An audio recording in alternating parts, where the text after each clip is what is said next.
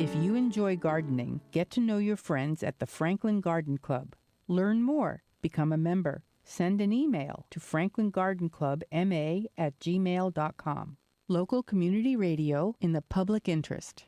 You're listening to WFPR-LP 102.9, Franklin Public Radio.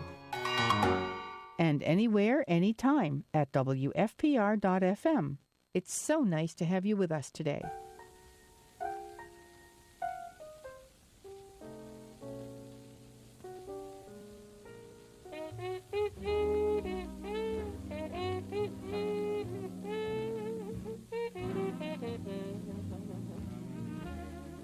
Franklin School Committee meeting.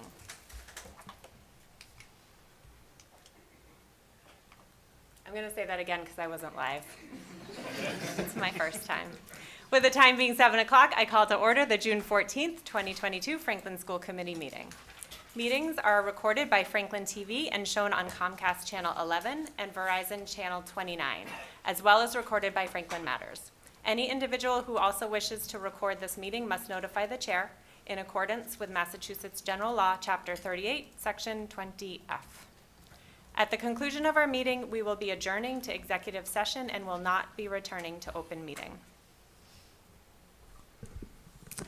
So we're going to begin our meeting with the pledge, as we do every meeting, and we are honored today to have 3 fifth graders from Parmenter Elementary.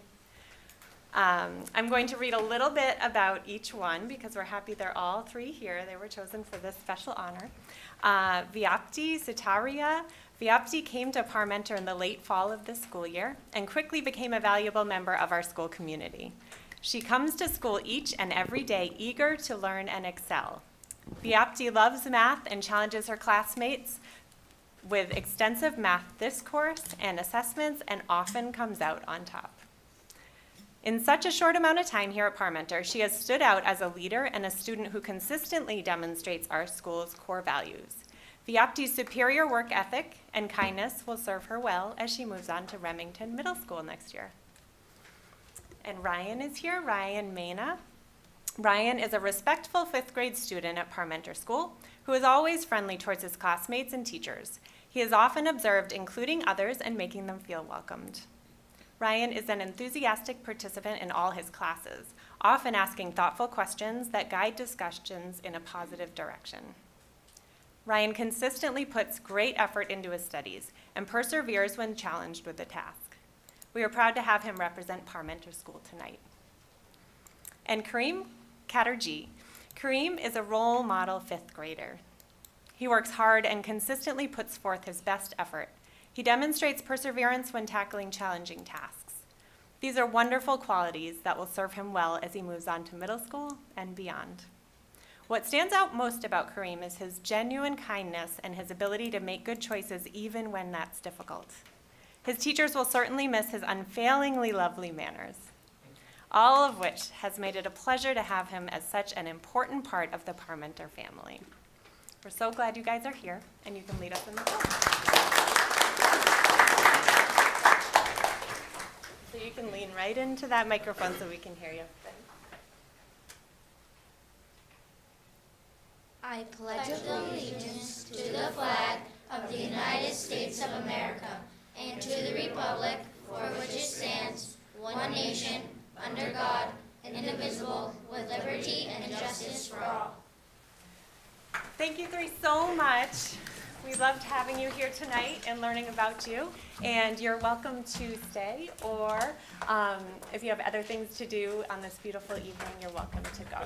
So thank you for coming.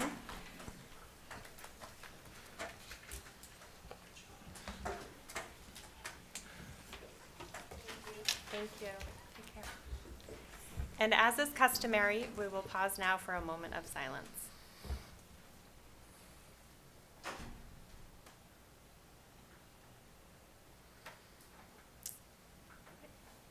Thank you. Okay, so first on our routine business is the review of agenda. Does the agenda look okay to everyone? Yes, okay. Payment of bills we can review at our next meeting. Sure. And I reviewed payroll. Payroll is in order. Since we don't have our FHS student reps, I'm sure they have plenty of other things to be doing. It's a busy, busy time for them. We do love hearing directly from them and hope they have a great summer, and we look forward to seeing them in the fall. So next up, superintendent's report. Thank you. I have a feeling that our student representatives are studying for their exams because those exams begin tomorrow. So I think that's why they are not with us this evening. But I want to point out in the superintendent's report, we have actually a lot of guests. The people watching at home may not realize, but we've got kind of a full house here to hear a lot of exciting things happening for students. But before I introduce the first group of students, I do want to acknowledge Officer Gove, who is here with Ben Franklin, and we appreciate Ben's presence with us this evening, and it just brings a measure of cheer to all of us to have the police service therapy dog with us this evening. So thank you, Officer Gove, for attending and coming tonight. First up in the superintendent's report, I want to use this opportunity to congratulate our gold medal winners, our unified basketball team who proudly represented both Franklin and the state of Massachusetts with such honor and such pride last week in Florida. We have several members of the team here with us this evening, coaches Lisa Berger and Jeremy Rice, along with players Jake Boudreau, Peyton Boudreau, Katie Jones, Tyler Morrill, and Delaney Lynch. And we are so very proud of them. I also want to be sure to acknowledge Sarah Mulcahy and Danielle Walsh, the boosters of the unified basketball team that organized a really spectacular and special homecoming for the group as they arrived on Sunday afternoon to great fanfare. And we are just so incredibly proud.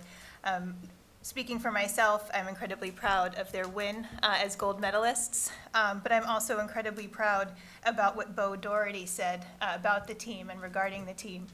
And the coaches had shared a video with us during the course of the week. Bo Doherty is the head of the Special Olympics in Connecticut, and he worked with Eunice Shriver years ago to start the unified movement in Massachusetts, really rethinking how the games could be played. And he found the team during lunch and commended the team personally, really noting how they exemplify the spirit of how unified basketball ought to be played. And they were commended regularly about how they played the game and their level of commitment and caring. So for so many reasons, whether it's the achievement and the win, their sportsmanship, their camaraderie, and their honor, we are so incredibly proud of the team, and I would invite them to come forward if anybody would like to say a few words about their remarkable experience. But first, can we give them a huge round of applause?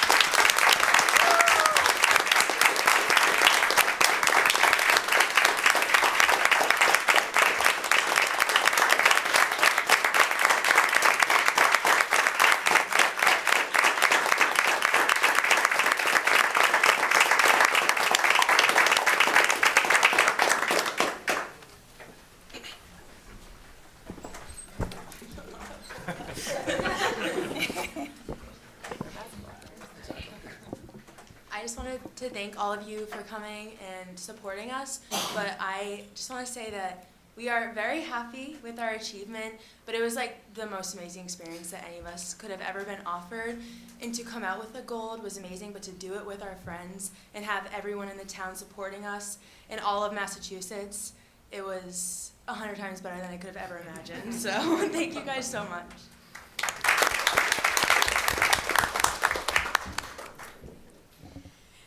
Again, thank you all for the support and everything you guys have put into this program. Like, we would not be able to have gotten where we are today without you guys. We played our hardest, we played our best, and we came back home bringing gold. So thank you guys.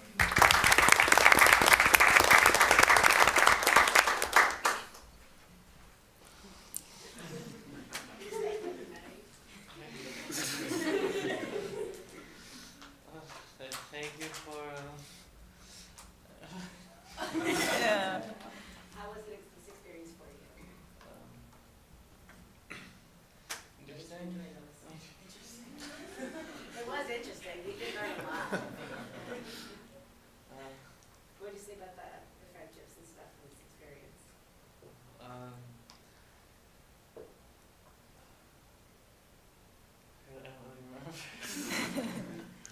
following the lead of the week of it being Mr. Congeniality. The whole week, these kids just put their sportsmanship and their friendships above everything else.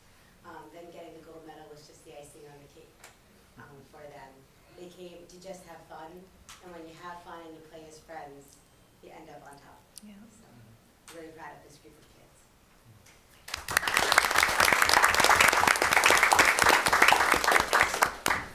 Thank you. Like when my team won the gold medalist, I was proud because my team did really well. And thank you so much for everything. I was so excited, and I'm proud of my team. They tried harder, and my coaches tell me what positions would go to. You know, on my man, and I tried doing that. And thank you so much.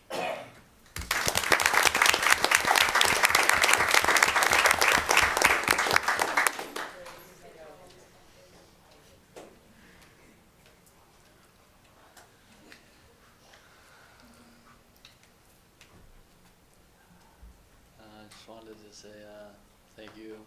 I made a lot more friends doing this. I probably would not have been here without all your help.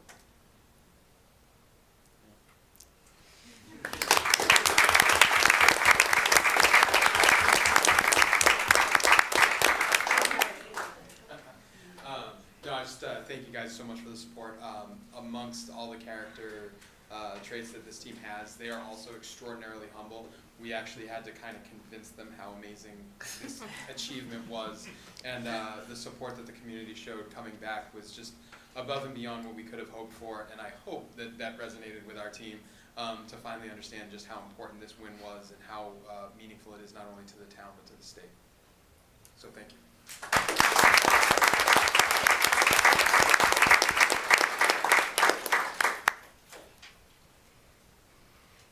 I don't know if anybody wants to interrupt my superintendent's report to remark, but I'd be happy to pause. Okay, sure. Good idea. Yeah, just you guys are saying thank you to us, but really thank you for all of the incredible work that you guys did. You made this committee, but this community and the state incredibly proud. It was fantastic. It was a fantastic journey to watch.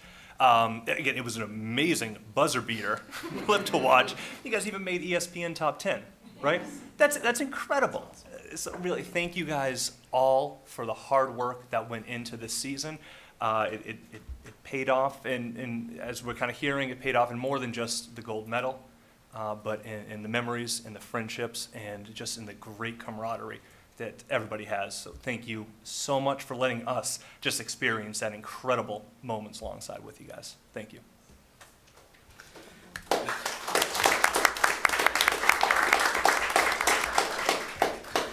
Just to echo what David said, thank you for everything you've done. It's been an amazing run. It just shows everybody what we all can do when we come together and we can include others and really work together as a team. And really, regardless of your ability, your skill, as long as we work together, partner together, include others, we can, make amazing things. And your gold medal is a testament to that. So thank you.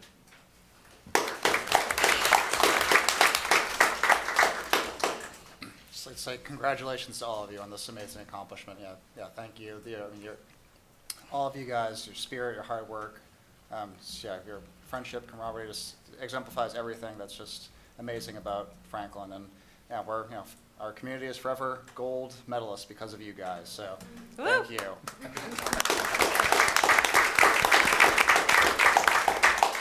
I sat here a couple weeks ago, right, and I told you, it's not about winning, it's about the journey, right? Remember that? And it is. That's still very true. And sometimes in life you go through and you put all your effort into it and you lose and you fail and you make mistakes and you get set back. But sometimes when you really put all your effort in, you win. And we're just so proud. It feels really good. And I love to see you wearing those medals. I could see you out in the parking lot. And I was like, I just hope you wear those all the time. That's a really special thing. It's great. Thank you so much.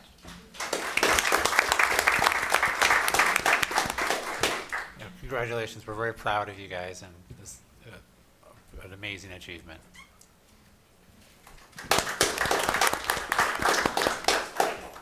I'm still a newbie, so I don't know how everything in town works, but I think there should be a sign coming off the exit that says we were gold medal winners. Town council, did you hear that?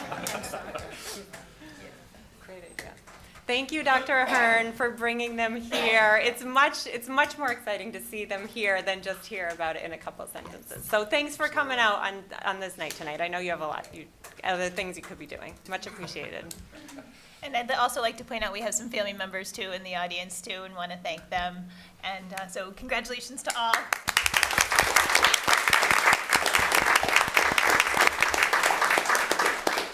And I'll continue reluctantly with the rest of my superintendent's report.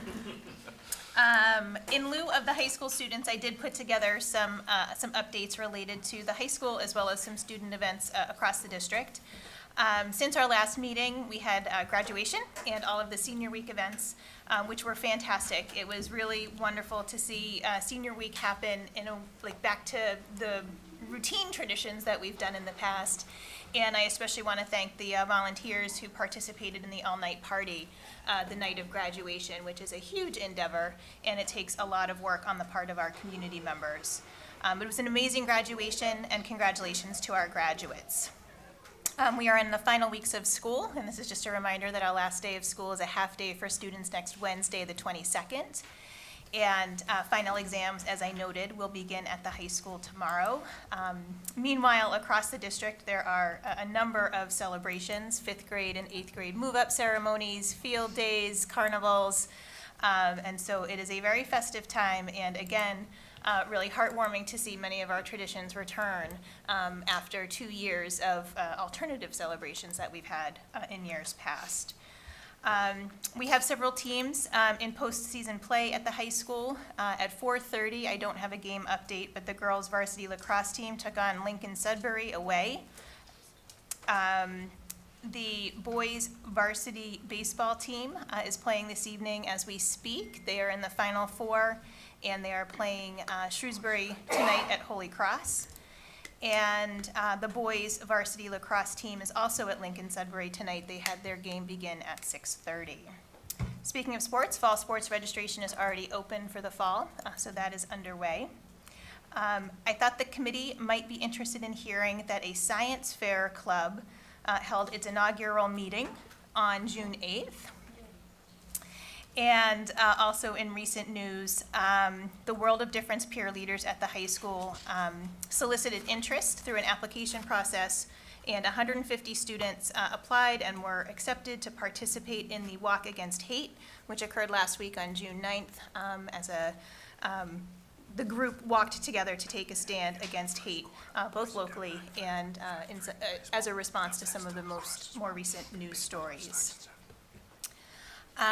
Last week, we had a policy subcommittee meeting, and I think Mr. Callahan will speak later during information matters.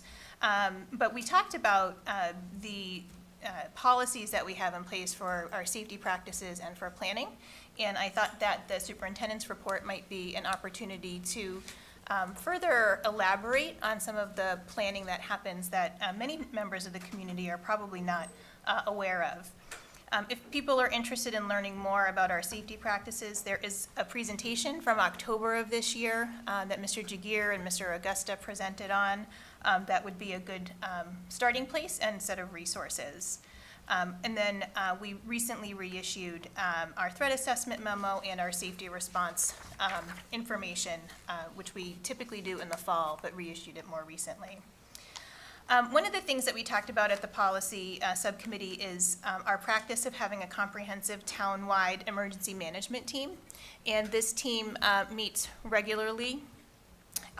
It involves town administrator and Mr. Helens' staff members, the assistant superintendent and myself, our school business administrator, our technology director, members of the fire department, members of the police department, the building inspector, the facilities director, and I'm sure I'm forgetting other folks that participate in a comprehensive town-wide emergency management team. We're fortunate too, here in Franklin, because of the proximity of MEMA, the Massachusetts Emergency Management Agency, is right here in town, and we have held meetings both in the MEMA facility, and we've also held meetings at the Franklin Fire Department. We also include Verizon and National Grid representatives, so we have plenty of information and emergency response information from them.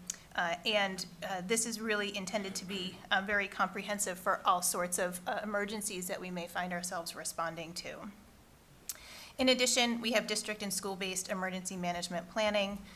School administrators, our resource officers, fire department officials, counseling staff, and nurses as needed focus on district and school-based emergency planning.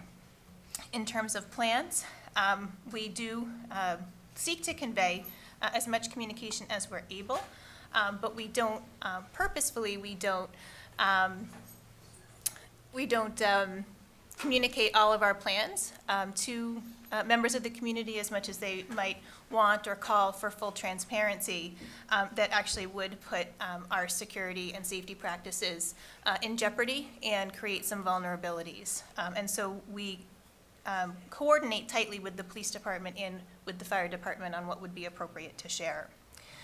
We have a comprehensive emergency response manual, which covers, again, all sorts of things that you might imagine, including fire emergencies, gas leaks, evacuations, lockdowns, administrative lockdowns, classroom containments, which we use in different settings, bomb threats and searches, suspicious packages, disruptive behaviors, medical emergencies, bloodborne pathogens, situations that might involve a drug overdose, fights, incidents on a bus or van, including accidents, suicide threat or attempts, severe weather, and would serve as a basis for a nuclear threat.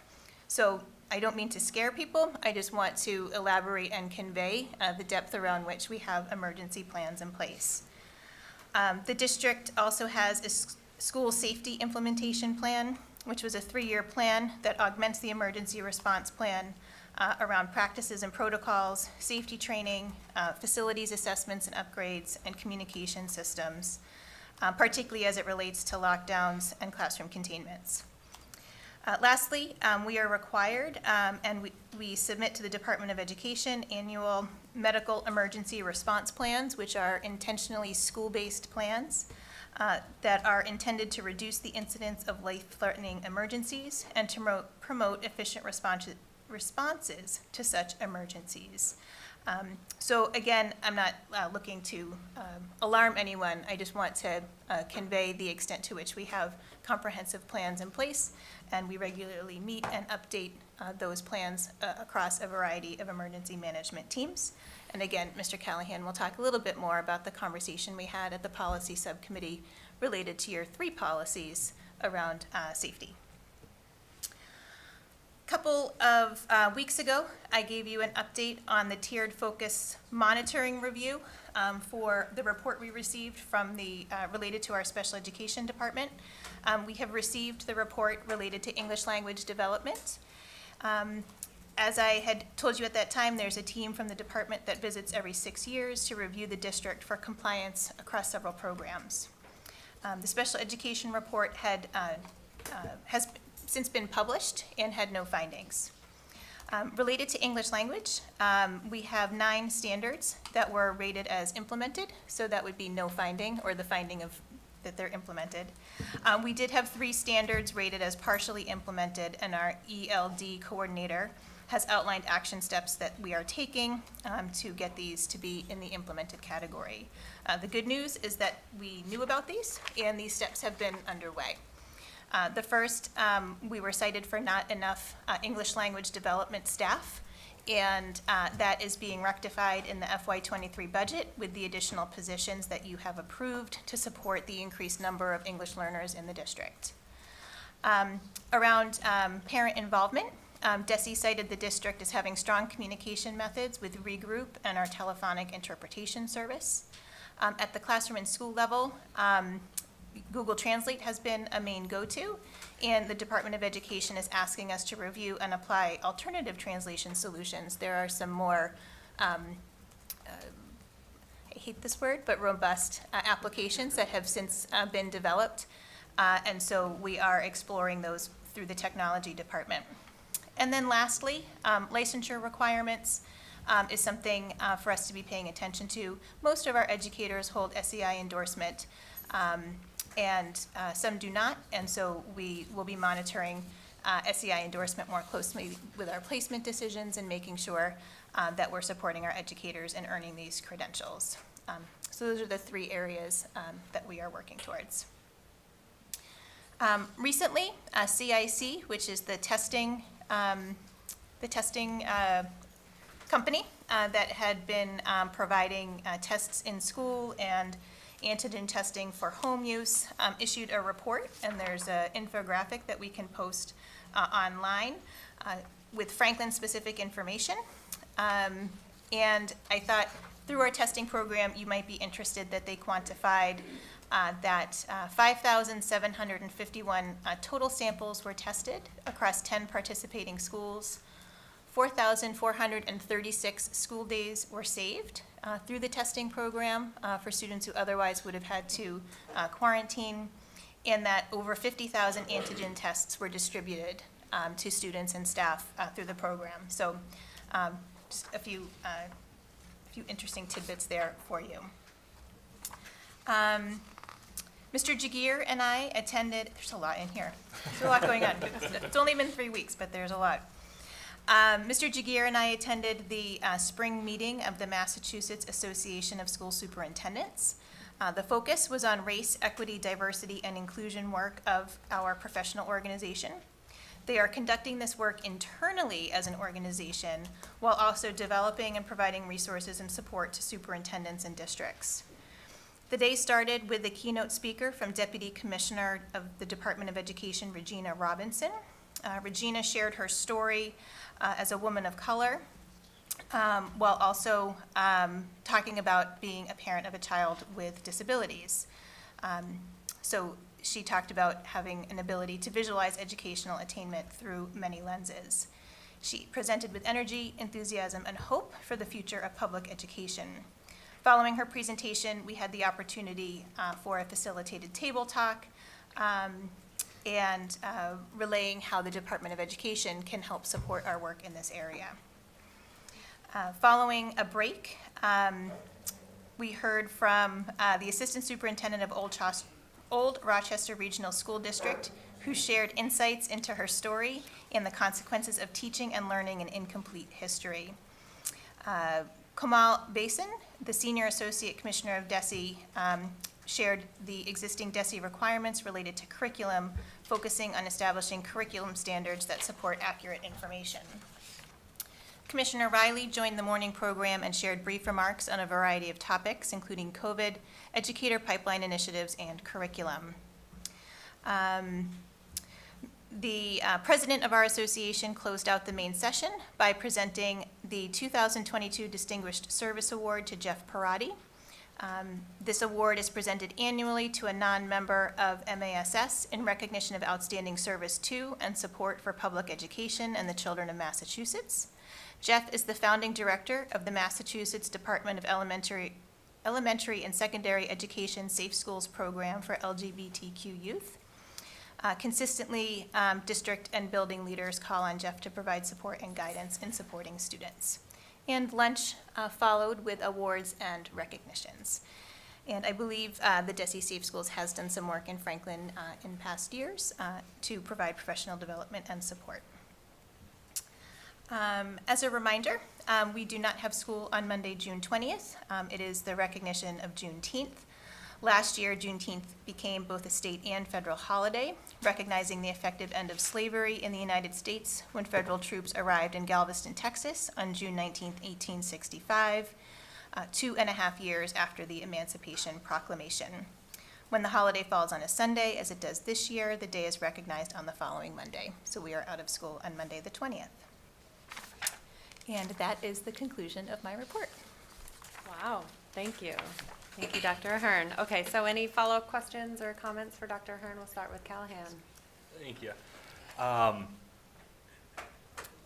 Really, there's a lot to talk about there. One of the big things, though, I think at the the top of the report. You just really spoke about the end of the year celebrations that are back. As a dad of a fifth grader who's kind of going through a lot of that stuff right now, it's outstanding to see. I'm not personally ready for it to happen, but I love everything that is happening.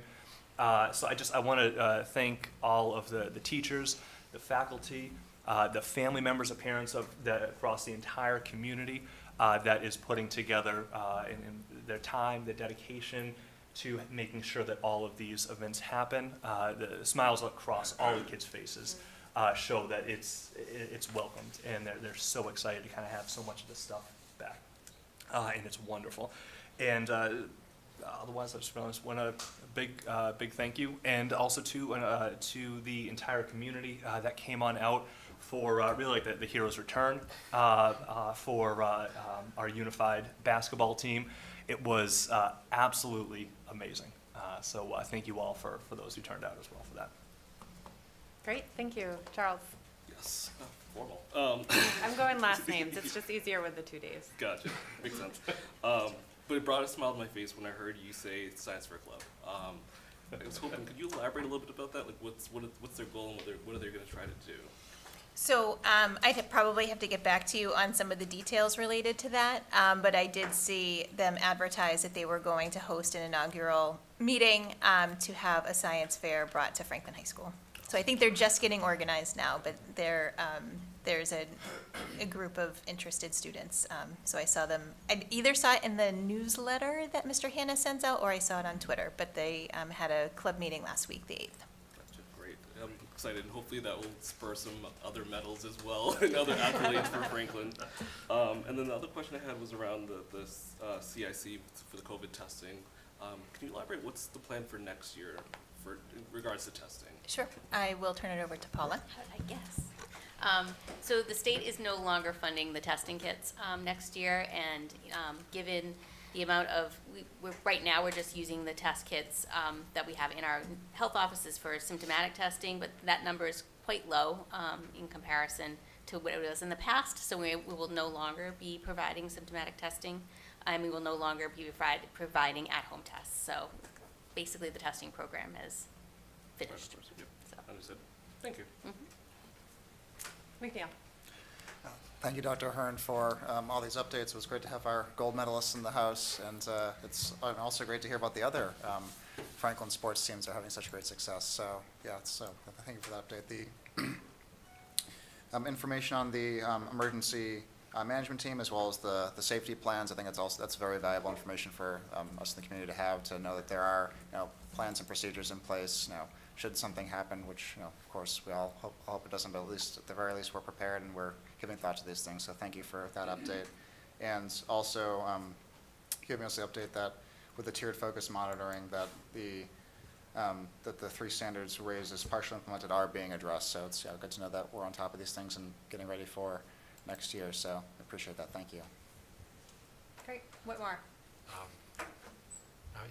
Thank you very much for that detailed report, and I'm really proud of our gold medal winners, and I'm also excited about the possibility of the science fair starting. I personally really enjoyed participating in the science fair when I was a high school student years ago. So thank you. Great. Bernstein. I'd like to echo the comments about the end of the year celebrations and remind people watching that it doesn't happen without parent volunteers. I see emails come out, they're so friendly, but I think the administrators are stressed about some of the events need volunteers, and they can't happen without the volunteers. And if you've ever had 300 middle schoolers in a certain place. It may be at the middle school level that your middle schooler is like, I don't want you there.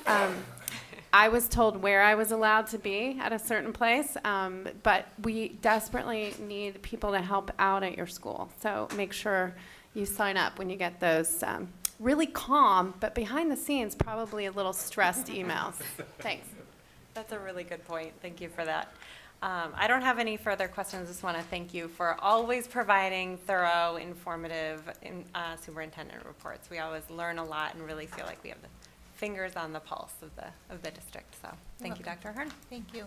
Can I, as we move on to the agenda, yes. I'm just would the committee possibly entertain going slightly out of order for presentation B before presentation A? Yes, just from I a was thinking timing the same standpoint? Okay. thing, yes. Yes, so for the community, presentation B is the Norfolk County Sheriff's Office Comfort Dog, and they've been making adorable dog noises in the corner, and so we feel like we just can't move on to the amazing civics projects until we get all the adorable dog stuff out of the way. Yeah, so I'd come on like up. to welcome, I'm sorry, I don't know your name, but you're so- representing Norfolk County Sheriff's Office. So my name is Officer Mike Monahan. Thank you all for having me. This is K-9 Eddie. Eddie is 9 months old. And we have been everywhere in the county, basically, of Norfolk. I work for the Sheriff's Department, so we cover all the 28 towns in Norfolk County. I met this fine officer who has a comfort dog who does exactly what I do, and we were just speaking over there very quietly about how we're absolutely overwhelmed, and it's the best thing that you could do. So a little history on me. I was on the narcotic unit with a narcotic canine for 9 years. I retired my narcotic canine, and the sheriff, Pat McDermott, allowed me to get this comfort dog. So I was lucky enough to be able to get it. I went to a place called American Canine Services down in Middleborough. We rescued him and his whole litter of brothers and sisters from Florida. We put him through training, a little under 3 months. I went 3 weeks. I finally got to meet him. We got all our state certifications. And here we are, in front of you guys. We do a lot in veterans' homes. We do a lot in schools. We do a lot in Milton Hospital, which is over in Milton, and we go over to South Shore Hospital over in Weymouth. We haven't get in there yet because it's a lot of paperwork to get in with COVID and everything. It helped me out because my wife's a nurse over at Milton for 20 years, so she kind of stuck me in a little bit and it moved the process going a little bit. But like I said, the most rewarding things I think I do is I just got finished doing all the kindergartens in Norfolk County. I was here in Franklin. We sent down an email before we got Eddie to name them. So the winning names were Edgar and Buddy, so we kind of combined the both of them, and we came up with Eddie.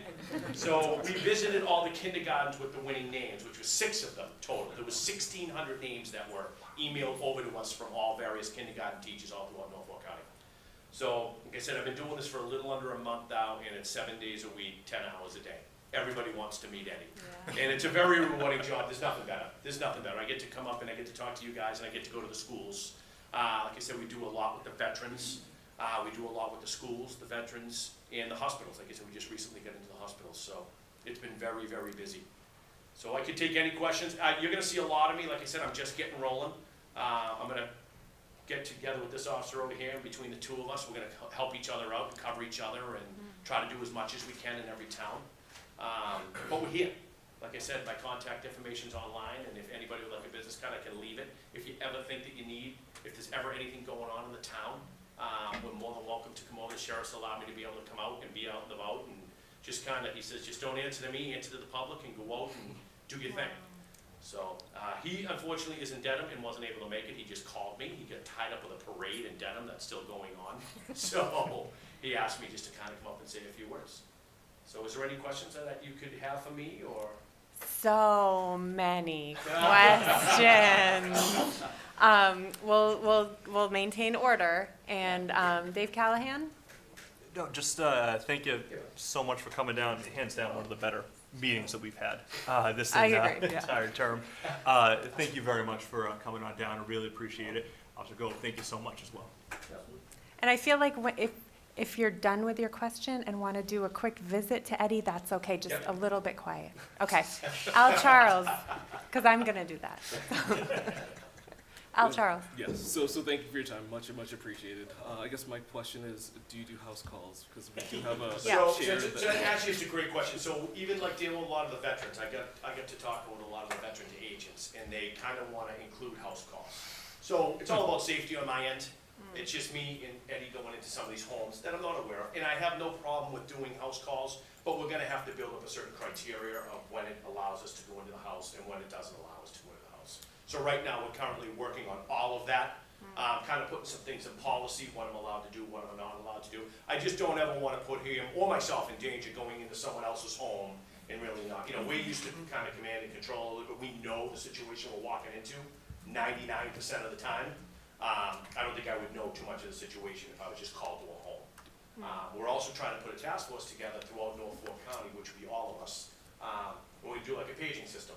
If there's a tragedy, if there's a house fire, if there's anything, hey, we'll put this out on the paging system. I think there's about 28 dogs right now that are comfort dogs within Norfolk County. I know Braintree School Department just put a comfort dog in the school department itself, and they had enough money where they hired a handler, not a police officer or a sheriff's deputy, one of their own in the schools. They pay the handler to get the dog and go to training, and it's working out amazing. Not that I'm throwing that on the school. No, this is, I'm trying to catch eyes with this guy right here. I saw you. Can I be the handler? And like I said, if you ever need any information on that, I'd be more than happy to sit down with you.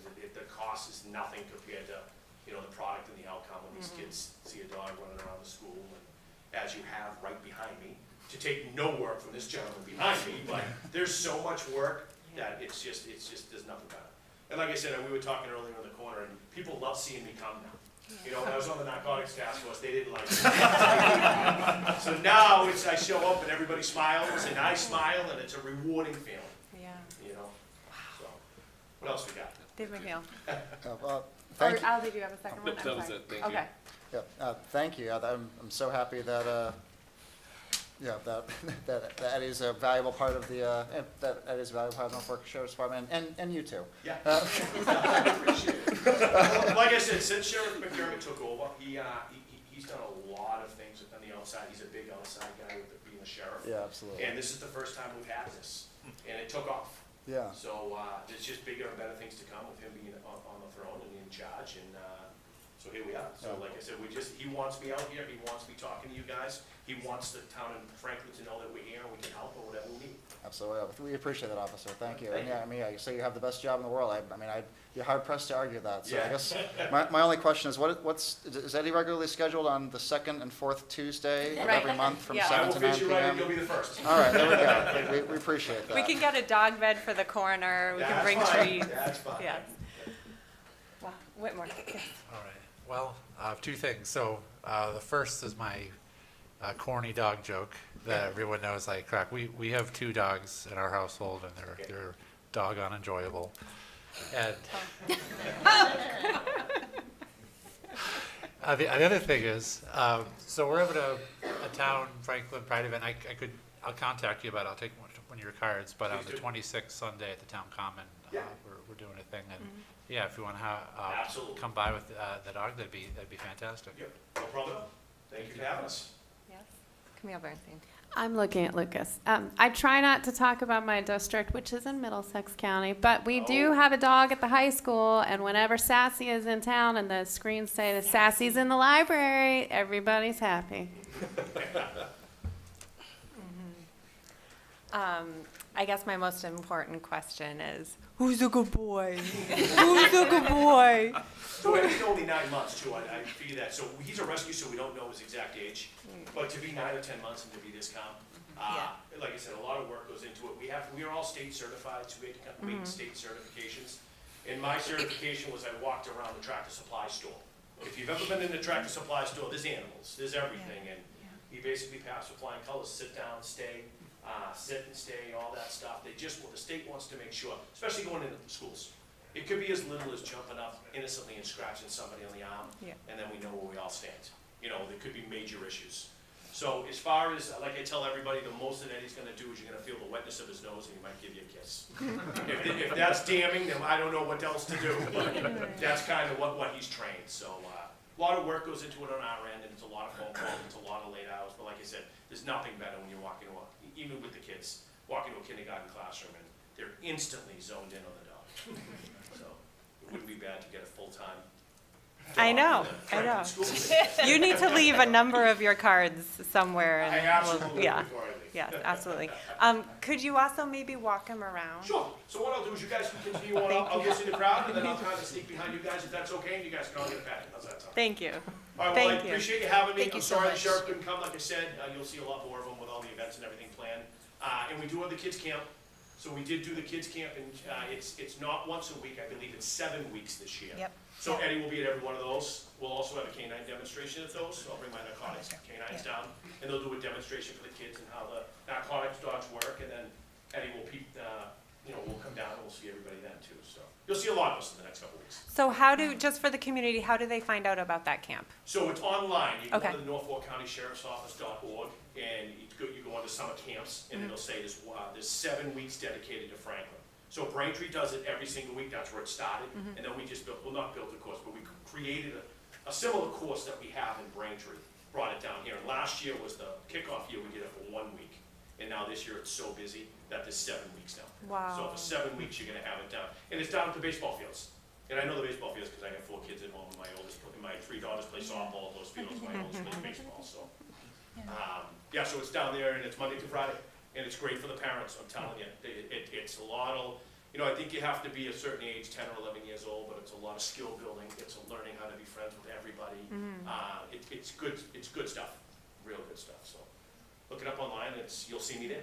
And if you don't see me there, you find out the date it's there, and you find out when I'm there, stop by and say hello. Thank you. Thank you so And I much. think it's hosted at Parmenter, maybe the baseball field, there's a baseball field behind Parmenter that gets used, but it's hosted at Parmenter, and we're Yep. really happy about that partnership and excited to be hosting again for an Great. expanded program. Wow, that's great. Thank you so much. Thank you for having me. Nice to meet everybody. Thank you for coming. And just to add some detail, 2 of those 6 kindergarten classes, just for the community who may have missed the announcement a few months ago or weeks ago, were here in Franklin. So it was Mrs. Ford at Parmenter and Mrs. Rogers at Jefferson. Great, thank you. So moving on to the 8th grade civics projects highlights. Great. So this is a long-awaited moment, as the school committee has been asking to hear more about the civics projects that is happening. As you may remember, the state issued new social studies frameworks a few years ago, I want to say in 2018. Then Assistant Superintendent for Teaching and Learning Joyce Edwards, along with a curriculum committee, adjusted the Franklin curriculum, especially the scope and sequence, related to how we were teaching social studies, to then insert in 8th grade a very civics-focused course. And our teachers have done tremendous work adjusting their curriculum. And this is the 2nd year of the civics projects. Last year, though, with COVID and everything, I don't think that they were fully able to implement them and bring them to life the way that they had hoped. Here he is. Thank you. Dr. Ashley is with us tonight, the Director of Curriculum for ELA and Social Studies. She's going to introduce a few teachers and several students who are here to proudly share their work with you on their civics projects. We have guests from Horace Mann Middle School and the Annie Sullivan Middle School. Remington Middle School, I think, had one of those end-of-year celebrations today, which was a conflict, but there is work happening at Remington, and Dr. Ashley can share a little bit about a few projects from there.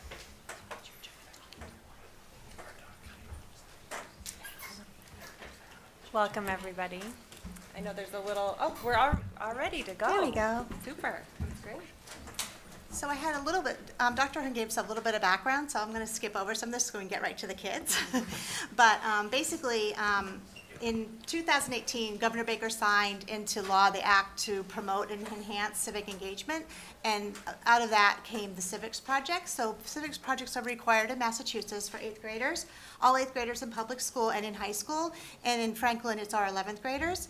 But tonight we're really happy to have our 8th graders here to tell a little bit about their projects. So the 6 stages, first they examine self and civic identity. They identify an issue, they research, they investigate, they develop an action plan, they take action, and then they reflect and they showcase. So this is part of the showcase, right? All right.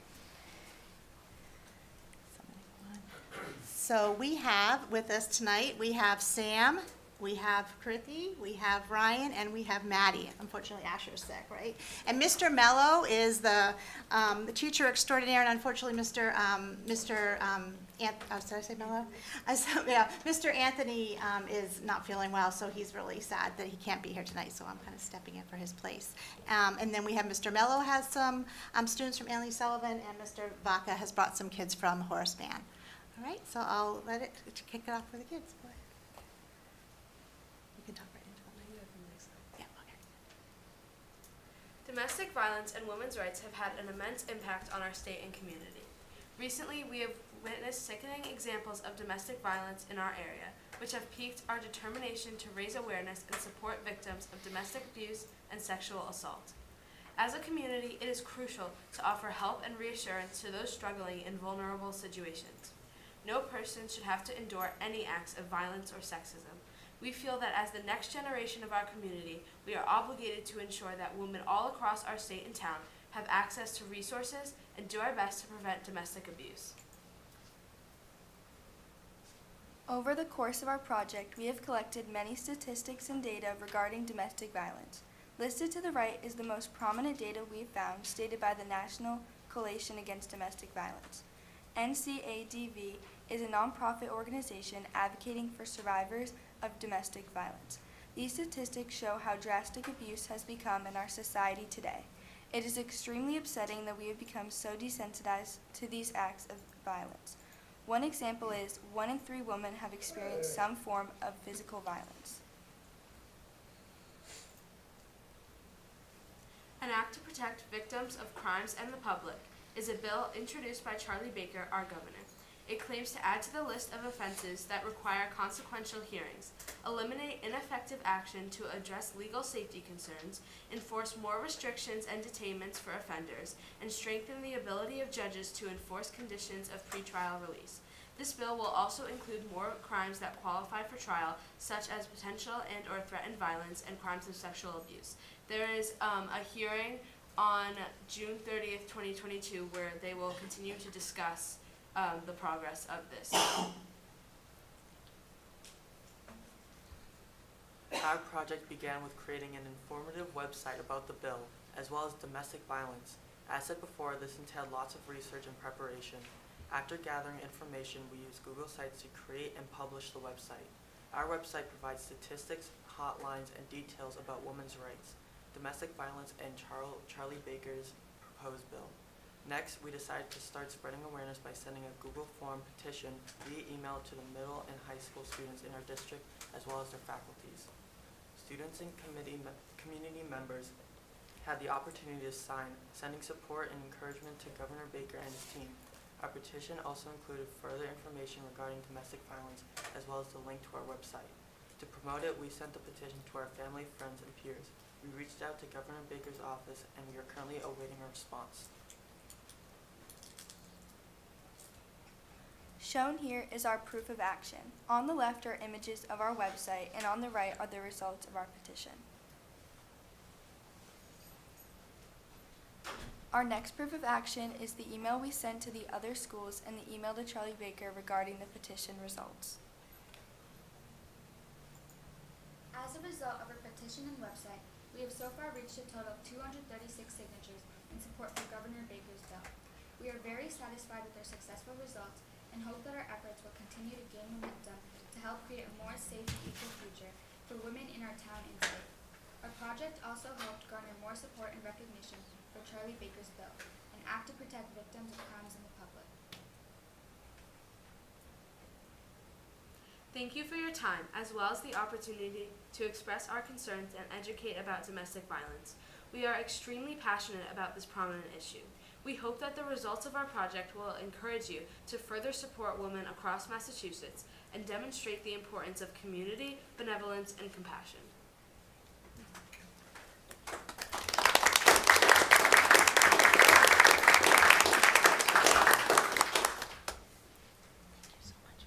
Thank you.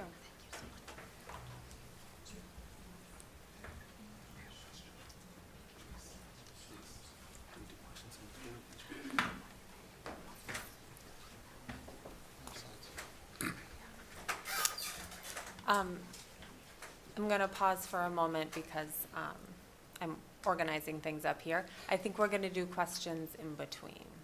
Sure. Okay. Okay. Yep. So if you have questions. Sure. I'm sorry. It's my fault. I was disorganized. Yeah, sure. Good idea. That works.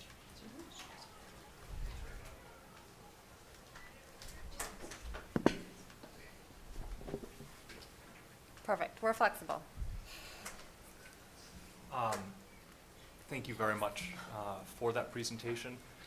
This kind of goes out, I mean, for your project, for any other ones also that are kind of going out there. If there's ever, you know, feel free to reach out to us if you ever want to, you know, be happy to kind of add my name to that petition or to kind of work with any other groups that are out there.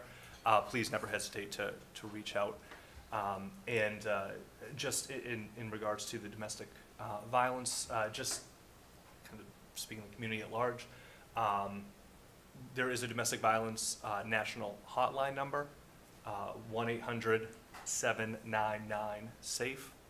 Just if there is anybody in the community that's currently listening, watching, that may be in a situation like that. But thank you so much for the project and just for shining a spotlight on that issue. Thank you.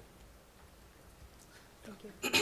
So thank you for your time and your effort and energy put into this. I mean, as we all know, we had a tragic domestic violence circumstance this year as well, and frankly, that impacted our students. So worthy cause to bring up and share and educate folks on the work that's being done. And I may have missed it, but what was the website that you said? What was the URL for the website? We can send it, like, we can see if our teacher can send it to the committee, because it's like a bunch of, like, It's a random, lot it's on, we made it from a Google site, so it's like a bunch of random, Gotcha. like, digits, Okay. so we can, see if there's a way to send that out, because that's definitely something that, would be great to share, and we have the link for our petition on there as well. So if that's sent out, that's also something that, you guys, are welcome to look at. Perfect. Yeah, because We'll love make to. sure we'll make sure you get the slides. Okay. Yeah, I'd love to just get more exposure for you and Yeah. the work that you've done, because it's definitely commendable, and there are people out there that are suffering in silence that don't have the help and don't know where to go, and I think this may help shed a light on that. So thank you. Thank you all. Dave Mitchell.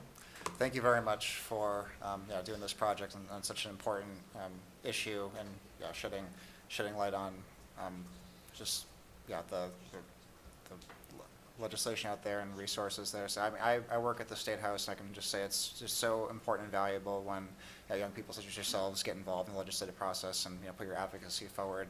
And it means a lot. And it's excellent that you are paying attention to the bills that are out there and the legislation that is being put forth. So thank you for all you've been doing. Great. Megan Whitmore. Echo what other members are saying, and thank you very much. It's really great that you're doing this. Great. Camille Bernstein. I echo what they're saying, but I also just want to say I know many of you personally, and I'm just really proud of you. That's great. So thank you for coming to present to us. I know it's sort of an intimidating room sometimes, and you were on TV, you're going to be on TV, and we're just so proud of all the work and effort you've put in here, and you make us proud. Thank you. Thank you. Great.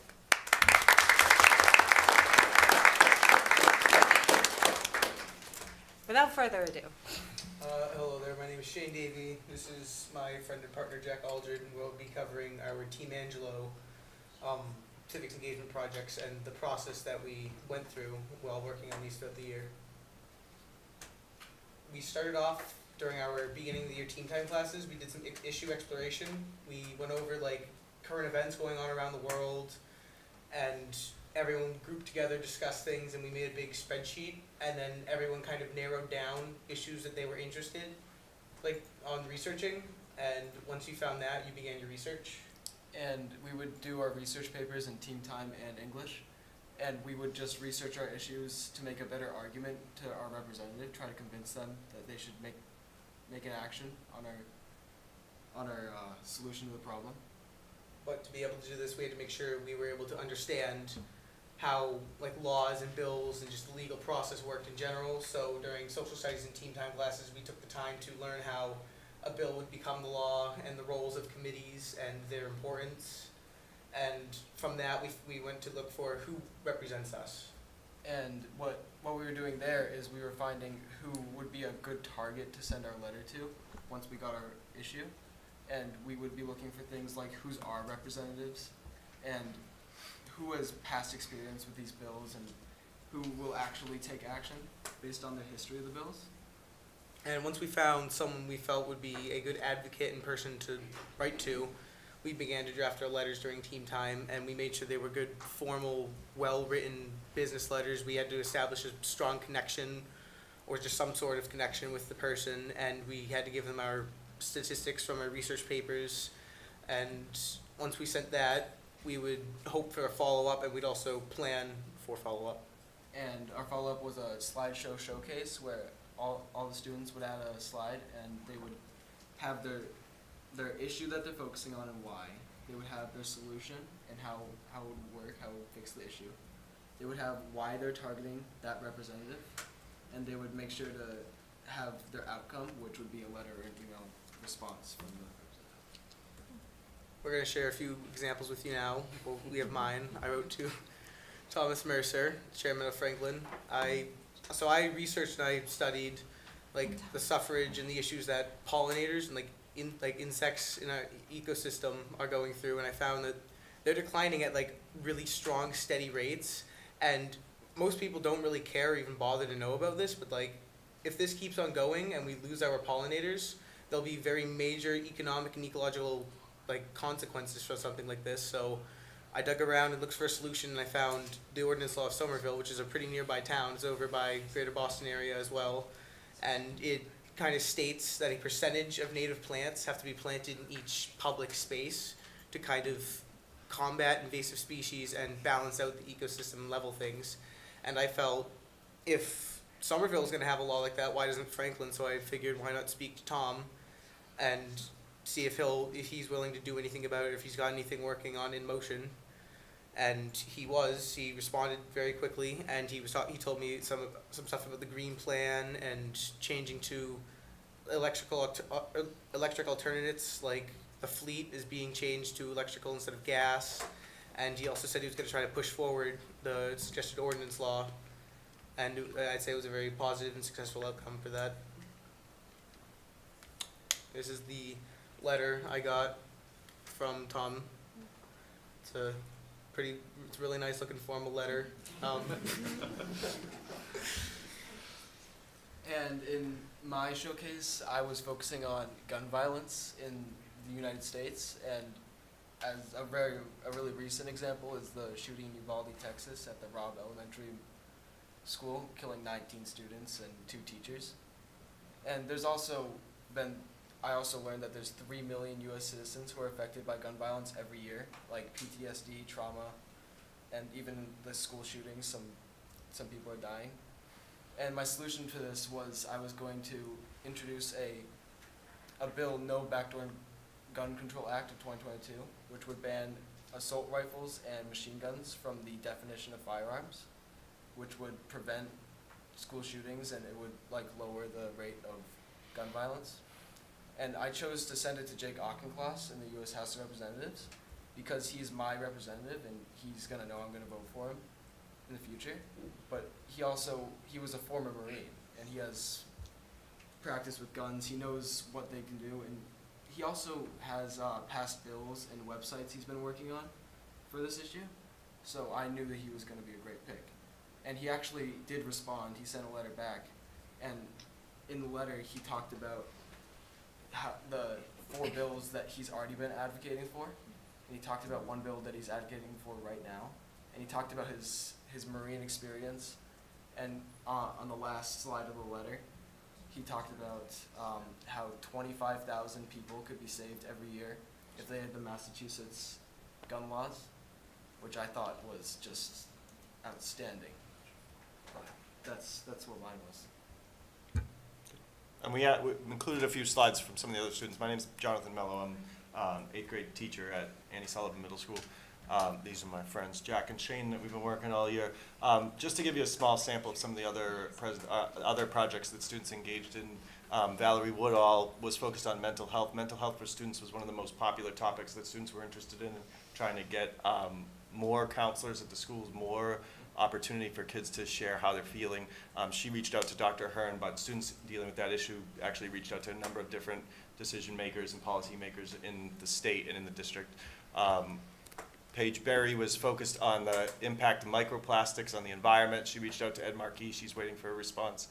And Emily Tulloch was focused on mental health, and she was reaching out to Karen Spilka, who is a state representative or state senator for our district. And then Cole McInerney was interested in prisons for profit and the idea of the private prison infrastructure. And so he wrote to Elizabeth Warren, and he's still awaiting a response. So that just gives you kind of a sample of what some of the other students were focused on. So that's it. That's it for Annie Sullivan. We're good. Do you guys have any questions at all, or? That's so great. Thank you so much. Yes, Dave Callahan, want to go down the line? First, I love the coordination. Yes. It was Shane's idea. This is absolutely incredible. I remember kind of growing up, like you talked about, like the bill becomes the law. For me, it was a video of Schoolhouse Rock. Yep. I'm just a bill. Yeah, fantastic. It's a classic. This is outstanding. From the beginning with the flow chart, kind of outlining exactly like the entire track that you guys are doing, finding a problem, researching a problem, and then making actionable changes towards a solution is amazing. Thank you so much for coming here, for all the work that kind of went into each of those letters, and continue to do the work that you're doing. Continue to advocate for yourself, for your community. It's incredibly admirable and really just fantastic. And I hope that in the future that we can kind of continue to see these amazing showcases at future school committee meetings. It's wonderful to really kind of see what's happening down at each of the schools, and what's happening is incredible. So thank you very much for your work. Thank you. I'll try. Yes, thank you. So great work. The presentation encompassed everything we needed to hear, and it just shows how there's the right way to go and make the changes, and not versus the wrong way where other people may just go out and just complain. You are actually doing something about it. You're taking the time to research, find out who to write to, communicating them, and really being very eloquent about what you want to see changed, and really following that process. So kudos to doing that, and really sharing that with others as well. So thank you. Thanks, Al. Dave McNeil. Excellent job, guys. Yeah, not nearly enough people have an understanding of the legislative process and truly what goes into turning an idea into a law. And yeah, your presentation just broke it down so well. And then your all your respective actions of writing to the different legislators with your idea and policy proposals. Yeah, just fantastic. It can't be overstated just how important it is to be active and to express your opinions and policy ideas to elected officials, and to understand how a bill does become a law ultimately, and how these laws do affect all of us in our day-to-day lives. And it's great that you can trace an idea you have to the end result. So a great job. Really commend you. Please keep up the good work, and keep this process in mind for the future when you go out and become voting citizens as well. Mm-hmm. Great advice. Thank you, Dave. Megan Whitmore. Yeah, thank you so much for picking such serious topics, and the education of who to contact, and researching, following up. I mean, I think that would just translate to other things throughout your life. It's such a good, thorough way to approach things. So I'm really proud of this. Thank you. Great. Thank you, Megan. Camille Bernstein. I'd like to echo what my colleagues have said, and also to recognize the teachers who facilitate these projects. It is not, it's a lot of work to not only engage them in something they're interested in, but help facilitate the process. And although the first group, I knew some of them since kindergarten, I've recently met Shane. He was Daddy Warbucks and Annie Jr., and he was incredible. Right. I had COVID, so I didn't get to see it, but I watched the videos. Fabulous. Fabulous. That's why you look. Well, he has hair now. He's shaved his head. Committed to That the is a role. commitment. He was a method Wow. actor. Yes. Well, Yes. very talented. Anyway, there's big stuff happening. Yeah. Yes, very true. The flow chart really helped me. We haven't had civics projects presentations here at school committee, and my kids aren't yet 8th graders, so I don't really know the process. And so, the first group was a group, and you all did individual projects. So is it sort of is it student choice or sort of teacher direction? Like, how do you know how many and They actually sort allow of you to structure? choose. So you can do Okay. it in small groups, you can do it in individual, and as teachers, we're still experimenting a little bit with the most effective way. I bet. You can also do it as a whole class, and I think this might be another way that I try to conduct it next year, with having your class decide on an issue collectively and then break them into teams to deal with different tasks, like a media team, a social media team, or a letter writing team, that type of thing. So it's kind of a work in progress. We're still very much working out the most effective way to make change happen. So probably next year you'll see something very different, but there is a lot of flexibility in it, and that's what makes it powerful, I think. And that's exciting, and it sort of depends maybe on the group you have in front of you that Yeah. year, and maybe it lends itself to a huge project that needs little subcommittees, and maybe, there's lots of tiny great ideas that can be worked on individually, so that's really exciting. And I think, there's a lot to be said for students to work on things they're passionate about, right? It's much, much better than just writing an essay on some war and some dates and some events that you're not feeling connected to or inspired about. And so I think, as you grow and when we're adults out in the world, as my colleagues here said, this is what you do when you feel passionate about something. You could yell at your TV, or you can, do some research and write a letter and pick up the phone and create some change. So, thank you so much. We're proud of you. Thank you. Thank you very much.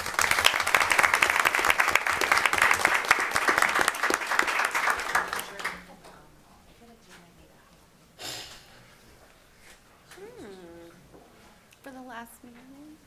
Okay, let's do it. We don't have any slides. That's okay. We like variety, creativity. I've never sat at this table before, so it's a little bit different. But thank you all for inviting us tonight. And I'm Rob Walker. I teach 8th grade civics at Horace Mann Middle School. And before my friends introduce themselves, I just want to share a couple of things about the process as well. I agree with you that when you tap into a child's passion, you get a huge return. And that's what all 3 middle schools have tried to do with the civics project. We started about a month ago just talking about global and community issues. And I remember putting poster boards on the wall and having kids fill in what they were passionate about globally and community level. So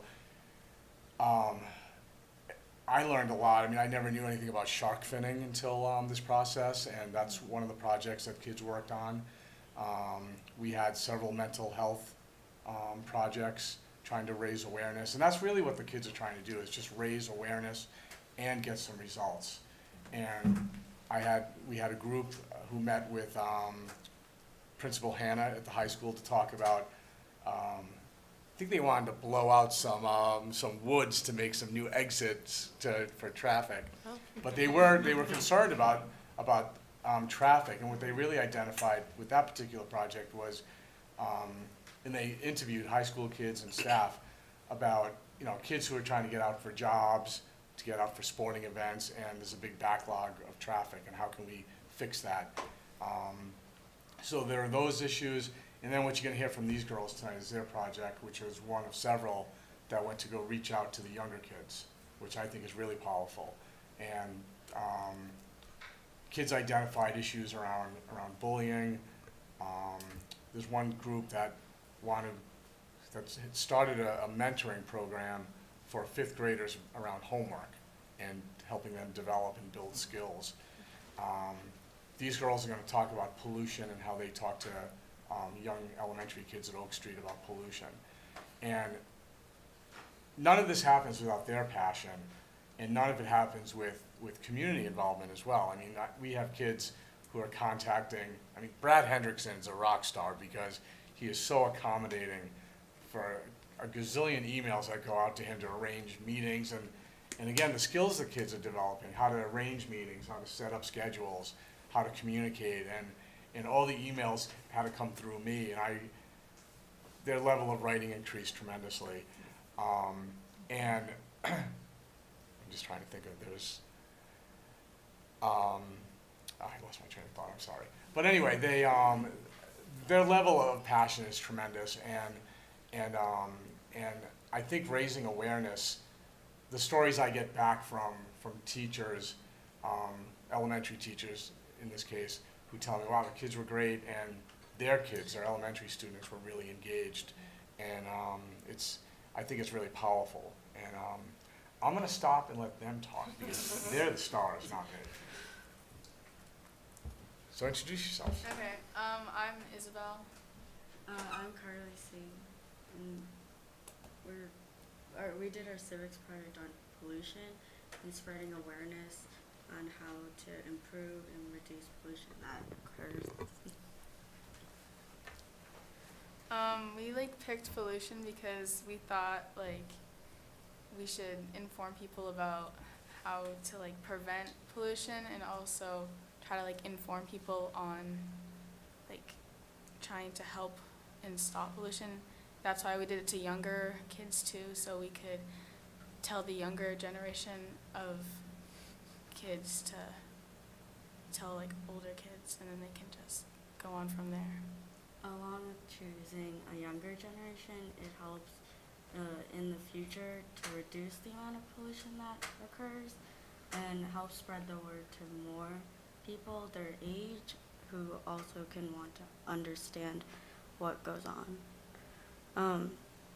We chose to reach out to first graders and talk to them on how to reduce pollution, how to help clean up pollution that occurs in our world, mainly to show how a younger audience can, one, understand it in a more simpler version, but also learn how to spread awareness on it and how you can help improve our environment and our ecosystem without doing too much work that might stress you out, but enough work to make an improvement all around.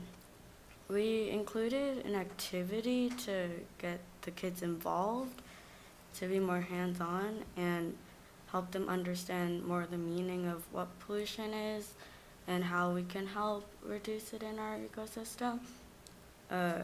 So we had a paper and we split it in half. One half is a side for the ocean and what it looks like when it's polluted, and then the other side when it's not polluted. And we had them show their comparison of what they believe and what they learned from our presentation on what pollution looks like versus what it'll look like once they make improvements and what they want it to look like in the future. And one of the keys to these projects too, I believe, is sustainability. I mean, how do you keep these things going year after year? So when they introduce, and I think of helping our younger kids, when our students go out into the elementary schools, how can you keep that rolling and just pass that torch, so to speak? And on a funny side note, the kids are amazing. The perseverance that you see in the classroom is unbelievable. I mean, they will stop at nothing to get information. They'll stop at nothing to get contacts. And when they don't, that's when they turn to the adult in the room. So I think the funniest thing that happened during this process for me was one day in particular, in one class period alone, I called the Franklin Police Department, the Department of Public Works, and a nonprofit in Oakland, California, and just to get contact information. And I was really influenced by the kids because I'm like, well, they have this kind of this carefree, let's do it attitude, so we'll place the phone calls and see what we get back. We do have a poster they want to show you. It's a well-loved and well-traveled poster, so it's a little bit wrinkled. And it's the poster that Carly, the activity that they did with the kids. And I think it's going to go back to Oak Street because the kids are really proud of it and they want to hang it up, which again, we'll share with the rest of that school.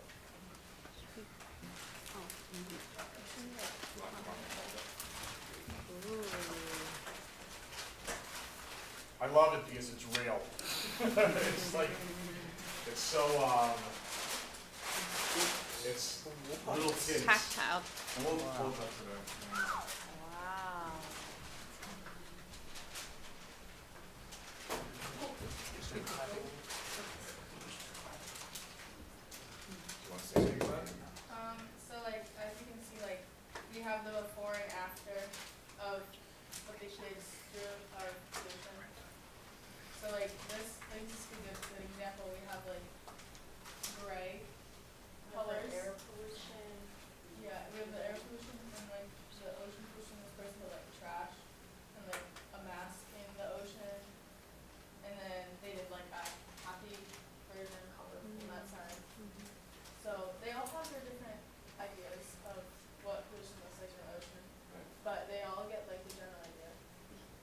For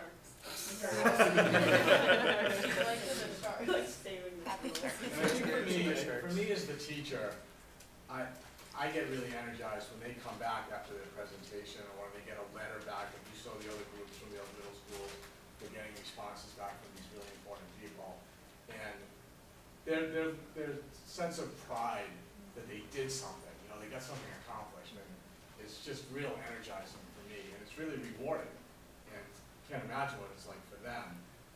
And you know, these kids coming back like, oh my God, the elementary kids loved us. Like, of course they did. They look up to you, and you're doing something fun and cool, and you're tapping into their passion. So it's a ripple effect, which I think is really powerful. So, and again, you know, you've said it a few times tonight, Dave, about the community and community involvement, and you know, this is beyond a classroom activity. I mean, this is a community activity. We have teachers involved, administrators, people who are quite surprised when they get phone calls and emails in the community that 8th graders want to contact them, and they get excited. So it's a pretty cool activity. And they do a ton of work. The kids do a ton of work. I mean, you saw the research that the other groups have done.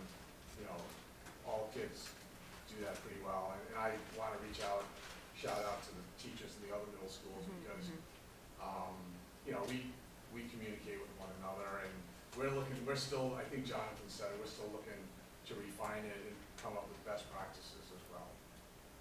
This is so awesome. Thank you so much. And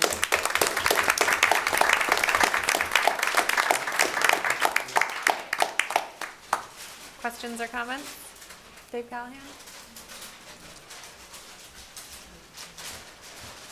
You guys can stay up there for a minute. You can stay up there for a minute.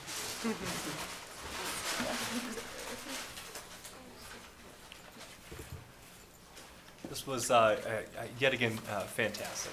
I love the idea of going into the classrooms, talking to those younger kids. I hope you know too that you made such an indelible mark on those first graders. I mean, they had the big kids, the grown-ups were coming into their classroom. I guarantee you this is something that went home about, they talked about at the dining room table. It's amazing. And for all of the teachers that are involved, you know, really, as you start the planning process next year, really, please don't hesitate to tell your students to reach out to, I don't want to speak on behalf of everybody, but sure I can, to reach out to all of us. We'd be happy to help in any capacity that we These can. kids don't realize it. Like, my students don't realize it. I go home to my wife and I'm like, you wouldn't believe what some of these kids are doing. And it's remarkable. It really is. It's this whole night has been just incredibly exceptional across students across all of Franklin. So thank you so much for sharing your work. I really appreciate it. Great, thank you, Dave. Charles. Yes, so yes, thank you for the time coming in here, presenting, sharing your work. I love the approach of allowing the students to have the creativity to really tap into what they want to speak on, and really then use that passion to really expand on it and bring energy to it and really keep it going forward. The involvement, as David said, with the younger kids, phenomenal. The kids will definitely be speaking about this for quite some time, and you should, as students, should know that your voice to the younger kids go further than probably us adults. So you have so much more power, and thank you for sharing that and really trying to get them to really focus on how they can reduce the pollution and really how to improve the world. So thank you. Great. Dave McNeil. Yes. Wonderful job. Thank you so much for presenting this to us, but also for the work that you did on this project. I mean, of course, such an important issue, you know, with the environmental impacts of pollution, and so, I mean, that affects all of us now, but of course, you know, generations to come. And I mean, that, you know, you had it exactly right when, you know, going and presenting this project and your information to, you know, the youngest students to really, you know, hammer this home to them, and, you know, get them to learn from a young age just the impact that that pollution is having, both, you know, globally and locally. And you mentioned that, of course, before, how, you know, these are issues that are, you know, both, you know, global and local. And yeah, well, it reminds me of a phrase that, you know, someone that didn't, yeah, came not too far from here, did pretty well for himself. The phrase "all politics is local," and that's exactly true with this. These are issues that, you might think in, big terms, but it affects us right here in Franklin as well. So thank you for this project. Great. Megan Whitmore. Yeah, another fantastic project. And I saw you when I was entering holding that weathered poster, and I thought, I wonder what that's about. But I was terrified that I was going to forget it in the classroom. I told them I had notes at home, I had notes at my desk at school, and then I just put it in my car. Right. But I know it's a really great project. We only have one Earth, right? We have to take care of it, and thank you very much. Great. Camille Bernstein. I don't have anything that my colleagues haven't already said. Thank you so much for coming tonight. I'm so glad you didn't forget the poster because really, it's like the visual Yeah. speaks 1,000 words. It's really just so exciting, and all the little first grader drawings and the happy sharks, and it's just awesome. And the ripples, I think Robbie hit it on the head there. It's the ripples there. So there's a teacher that inspires 8th graders that inspire first graders, and it just They it gets. inspire me back. They do. So. I bet. Do you hear that, guys? That's a big compliment to you. Awesome. Well, thank you for coming tonight.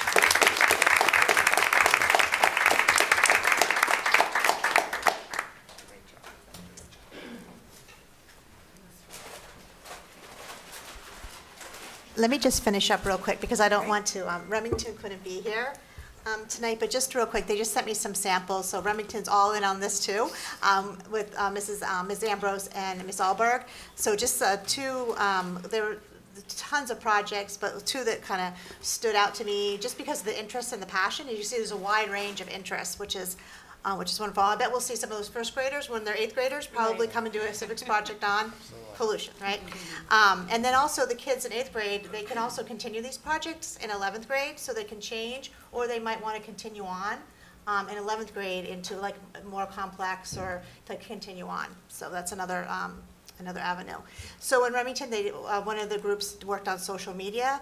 They were really concerned about censorship and limiting rights to free speech, really heavy-duty, complex thinking, and just looking into some of their solutions were unbiased monitoring of social media posts and just how that would happen and reaching out to people about that. And then poverty was another project, really thinking about how it affects people locally and in the world and what can be done. They really talked about raising awareness, education opportunities. Then they really kind of got into existing government programs and did a lot of research, which was really interesting, just about increasing employment, unemployment insurance they were researching. They were talking about child care, senior care programs, earned tax income credit. So really like diving into solutions for poverty. So great job. So good, big shout out to Remington as well. So thank you. Thank you, Dr. Thanks, Ashton. everybody. So, yes. Comment Sure, yes, before we sure. go? So, I guess this is Dr. Hernan to Mr. Jagir. Do we have another district newsletter before the end of the school year? We do. Is it possible to get like links to like their presentations or repository where folks can look at it? Because as a parent, I would think, as a 5th grader as a parent of a 5th grader going into 6th grade, I'd love to know about this and what he's going to have in 8th grade, and I think other families would love to see this and experience like what other kids are doing. So Yeah, we can work towards getting some samples put in the district newsletter. We will, I just want to say this for any parents who might be watching, we would look for permissions. We won't take anybody's work without credit and approval, but we can work on providing some samples. thank you. Great, thank you. Anybody else? Last lingering questions? No? We're good? Okay. All right, moving along. Space needs presentation. So I'm going to shift over to the laptop, but I want to say my thanks to our students and teachers and their families. And their families for coming out tonight and sharing the civics projects. We really, really appreciate it. You're doing amazing work.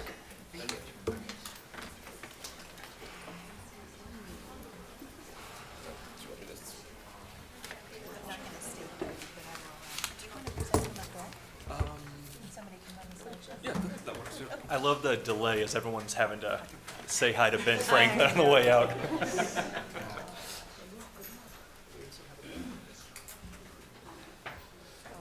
Everybody leaves. Did I say something? Yeah. Day for Space Needs, but I don't know why. I don't know. I feel like I'm taking this personally. We're still here for you. I know, they thought you said you needed space. That was Steve Sherlock, that was all Steve Sherlock, I just haven't read it. Okay. At least I thank you for saying. Yeah. Okay, space needs. All right, we'll just wait for the PowerPoint to tee Sure. up, and then we'll begin. We got all the time in the world. Yeah. Sorry, just changing accounts. It's all good. I don't know why it's asking me to sign in again.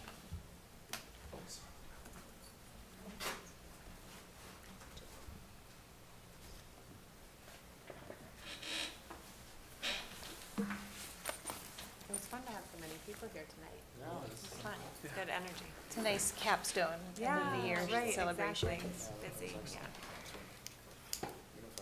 Oh my gosh, what is doing? Fifth graders, and eighth graders. presentation now. Yeah, that was a lot. And then space needs. And then And then now. I'm like so excited. Thank you. 3 out of 4 ain't bad. I think there should be some requisite dad jokes with every presentation. Dad jokes, Yeah, every presentation should have some dad jokes. like doggone cute. Yeah. Okay. For next time. Next time, okay. We'll make sure we have our quota ready. Thank you. Every time I walk in the house. To the experts. Yeah, I'm just getting it ready. For those of you that are at home, we're just having a little technical delay with the projector.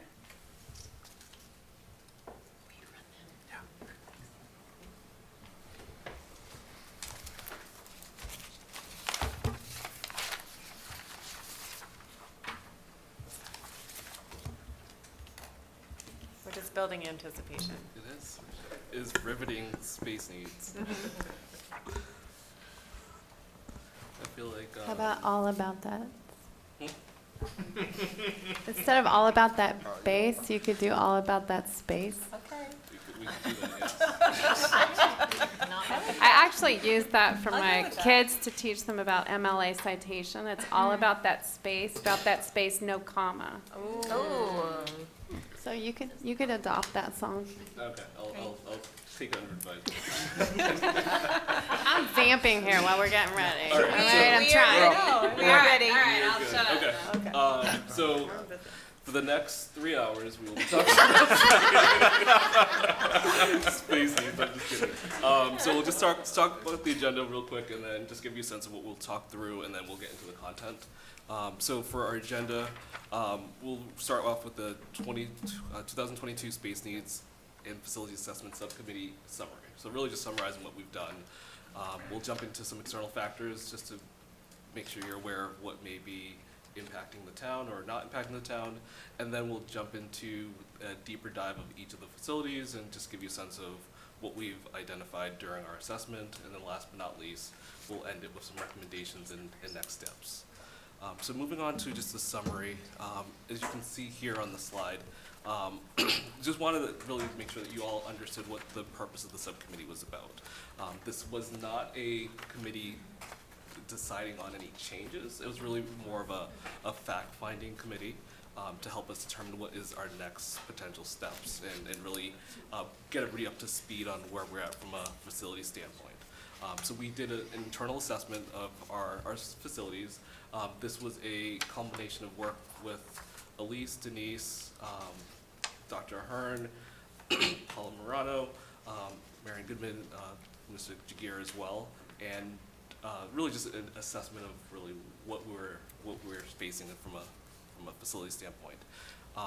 We reviewed some documentation from previous school committees, space needs work. We've reviewed data that we've had readily available or we had to dig for. Then from there, really what we're doing now is communicating the findings to all of you so that you are aware of what we found and just get a sense of where we're at. And then last but not least, developing what is our path forward. Now that we've identified some of these issues or items, what do we do next and what are the next steps? So you all may be asking yourself, well, why now? So first and foremost, the last time we really did something of this nature, from a redistricting standpoint, was back in 2002 when we opened Keller and Annie Sullivan. And at that time, Franklin was in a different place. We had expanded growth, and we needed space. We were busting at the seams. So the creation of Annie Sullivan and Keller was done to help address that concern. Also, since we've not counting Davis there, since we've last done a space needs subcommittee, the use of space has significantly evolved between what we're seeing in COVID, where we're having more space needs, what we're seeing with our specialized programs, where we're looking for more space, and really how we teach our students has evolved as well. It's no longer what folks expect, such as sitting at a desk and working individually. Now it's more group work, collaborative work, leveraging space differently so that you can be more effective and really just be collaborative. Also, when we closed Davis there last year, part of the work was to address the conditions of the building and not necessarily focusing on the district as a whole. For those that are not aware, Davis there, gorgeous building. Unfortunately, it just didn't meet the needs, the growing needs of the community, especially when it comes to ADA support. So, when we closed that school, we, in the thought to be least impactful to the students, we've just moved the group of students together as a whole into a facility that had the space to support it, and not necessarily looked at the whole district as a whole to see, okay, well, how do we make this future-proof? It was really more, how do we take care of the situation as of right now? Also, we want to start to prepare for our future needs. As we've talked about all year long, we are priding ourselves in really keeping our students in district when it comes for specialized programs. And as I had said before, those specialized programs do require more space. So we want to see, as we have more students that are remaining in district, how do we account for the space that is required for that? And then one thing when we were doing the McKibbin's demographic work, it was projected that we would see a decline of students, which would help us kind of push off the potential space needs in the immediate future. However, we are, per their projections, there would be an increase of students in 2029 to 2030.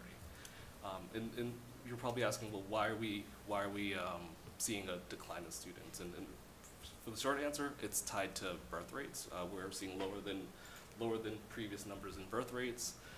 However, which you probably have all heard of, pandemic babies, they're going to be coming around the corner in 5 years, which will be 2028 or 2027, 2028. They're going to be going to the schools, and we're going to need that space at that point.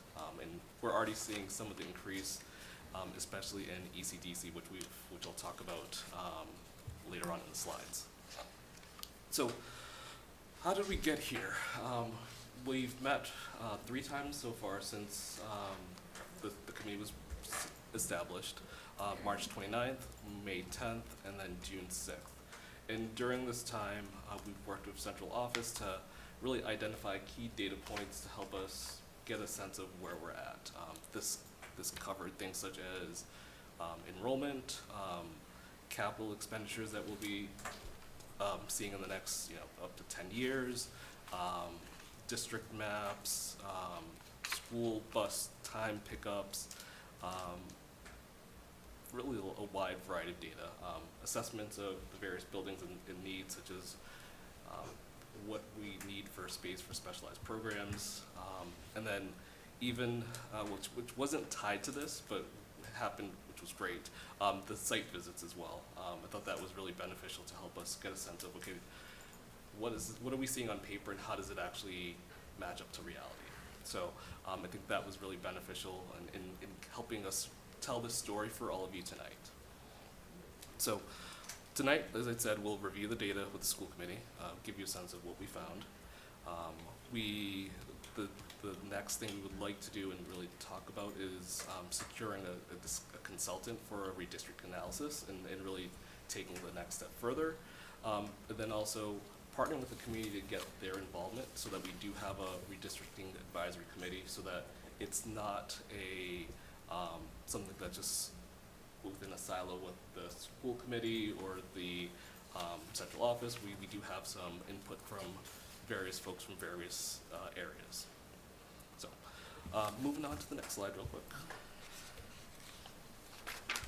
Wanted to first talk about some external factors, and I think this is something that our residents think of all the time, especially where we've seen a lot of development in Franklin in the past few years in terms of apartment buildings, new single-family homes, various things that would impact our school population. So first and foremost, from a home sales perspective, just to give a comparison between last year and this year, while we're slightly higher than last year, we're not seeing that this volume is actually going to be attributing to a high increase in school population. When we looked at the work that the demographers have done previously, they were really very, very accurate. We saw that there was a 4-student differential, so gives us very good level of confidence that what they've provided us from their projections look to be accurate, and we should be able to move forward and use that as a good baseline as what's moving forward, and in terms of the increase or decreases. From a project standpoint, currently there's about 9 projects that are happening in the town across different levels. Some are in early conception, some are further along, but what we're seeing for the most part that they're 2 to 3 bedroom apartments or condos, and historically, from a population standpoint, a student increase, it's been a low yield of students. So although we do have some projects happening, it's not something that's going to be a huge driver of increase or decrease of students. Holistically, if you look at the district, we do have 10 sites across the board, starting at our youngest level, which is at the ECDC, where we have 1 site. We have currently 5 elementary schools, 3 middle schools, and then that 1 high school. They all follow really what we're trying to embody in the portrait of the graduate, as you can see in the graph or in the image. Just the various elements that we would want our students to embody throughout, excuse me, so that we want them to embody. What we've seen from this year's enrollment, we're as of the beginning of this year up to, which was as of October 14th, we're at about a little over 4,700 students. Since then, with the movement and folks moving in and just shifting around, we're at a little over 4,800. So a little over 50, or a little under 50 students at this point. But with that increase, we are still seeing a decrease from last year. So as of May of this year, about 0.6% decreased. So it is going down as our projections had said, but it is higher than we started this year, at the beginning of the year. Throughout the district, we do have 7 different specialized programs that cater to various students with different abilities, starting at the lowest level at ECDC with our integrated pre-K, and then we do also have goals, ideas, reach, strive, our 5th year transition program in high school, and we do have plans to add 2 more new programs next year, which are Bright and the NEC Partner Classroom. Paula, do you want to just kind of talk a little bit about those for me real quick?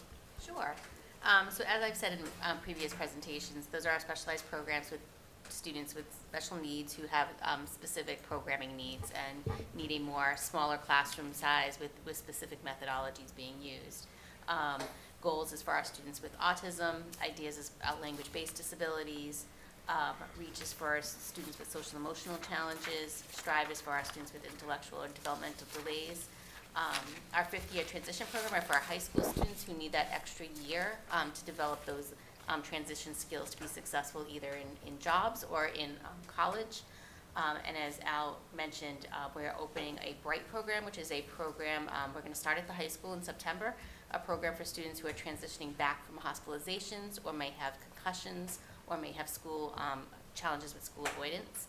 And we're also going to add a NEC partner program at the middle school level because we have current fifth graders who are transitioning to middle school next year. Cool. Thank you. And as you can see with our integrated, our unified sports program, these programs allow all of our kids to be together versus separate, and it really just helps build a better community. One of the things that we'll see in the upcoming slides, not all of these schools have every one of these programs, so we'll talk about which ones have which, and we'll see that called out. On the next slide, really quick, cute image. We have the logo of all of our schools, and really this really just shows the unique culture and spirit of each of the schools, and really what they're striving to. But the great part of Franklin is, while they're all separate, they all then come together. You know, we have our students in ECDC that can go to any of the elementary schools. We have the elementary schools feeding into the Horace Mann, Annie Sullivan, or Remington. Sorry, lost my thought. Yeah, Remington. But then ultimately everything culminates into the high school, really bringing everybody together, and really just taking that culture and energy and spirit as individuals up collectively into the high school, really where they come together and show what all of Franklin means. So really nice representation. What you'll see on the next slide though, and I'm not sure if folks are familiar with this, but these are the districts maps. I think this is something that I looked at and really had my head scratching a lot, many a times just looking at this and trying to really understand and rationalize it. When you do look at your deck, the Franklin District Map header is a clickable link, and it takes you to the town website where it really has some really great details around each of the schools, the maps, and it really will let you zoom into the maps for the various sections. But one thing that you notice is that for the most part, in the elementary side, the various schools are kind of blocked into their various sections. You have Jefferson, or JFK up in the top left. You have Remington, or I can't even see right now. Yeah, Jefferson on the bottom left. You have Parmenter on the right. You have Keller, which is purple in the top right, and you can see as remnants of the transition from Davis Dare to Keller, that's a kind of a segmented area where we do have students that may be in the former DT district area that are traveling across the Oak Street and Horace Mann area just to get to Keller. One thing that you also notice about Oak Street and Horace Mann, this one actually spans Franklin east to west. So you do have students that could reside at either ends of Franklin, transitioning into the center of Franklin, we'll say, to go to that school. But as I had said before, each of these schools do feed up into their respective middle schools, and as you'll see, the only difference at that point is that the mapping has combined the multiple areas to represent that one middle school. All right, next slide.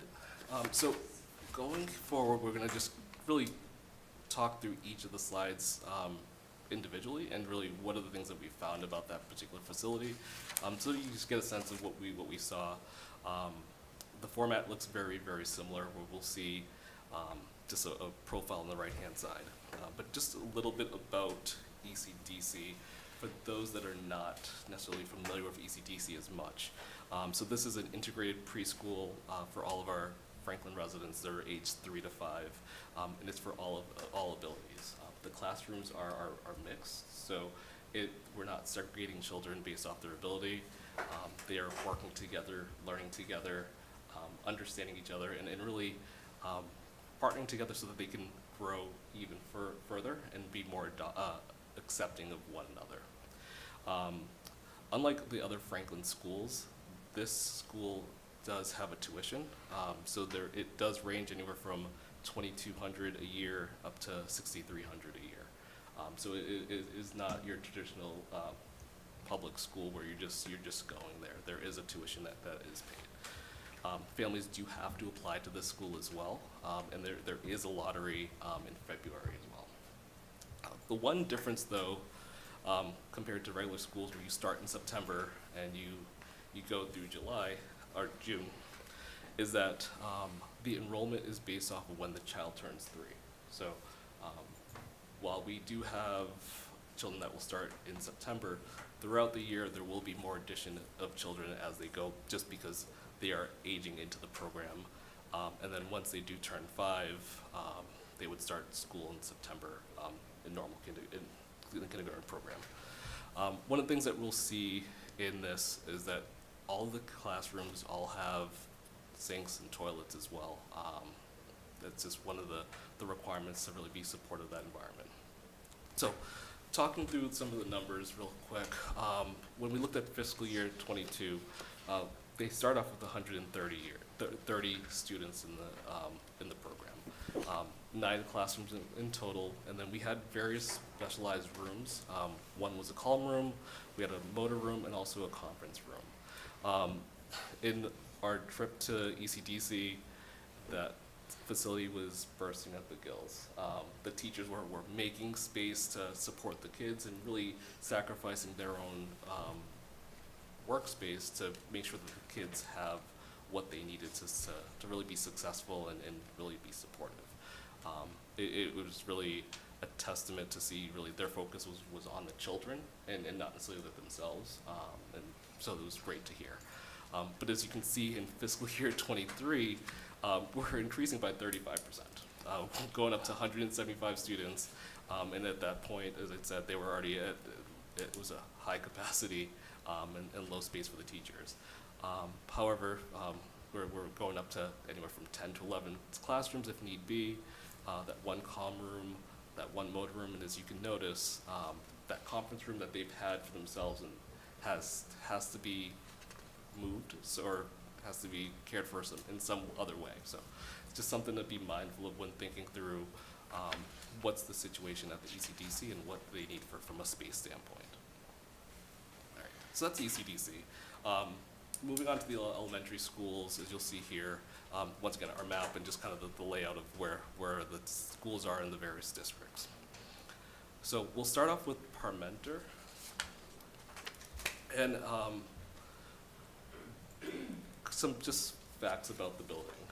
So for those that don't know, it was built in 1951. It was renovated in 1988, where an addition was added.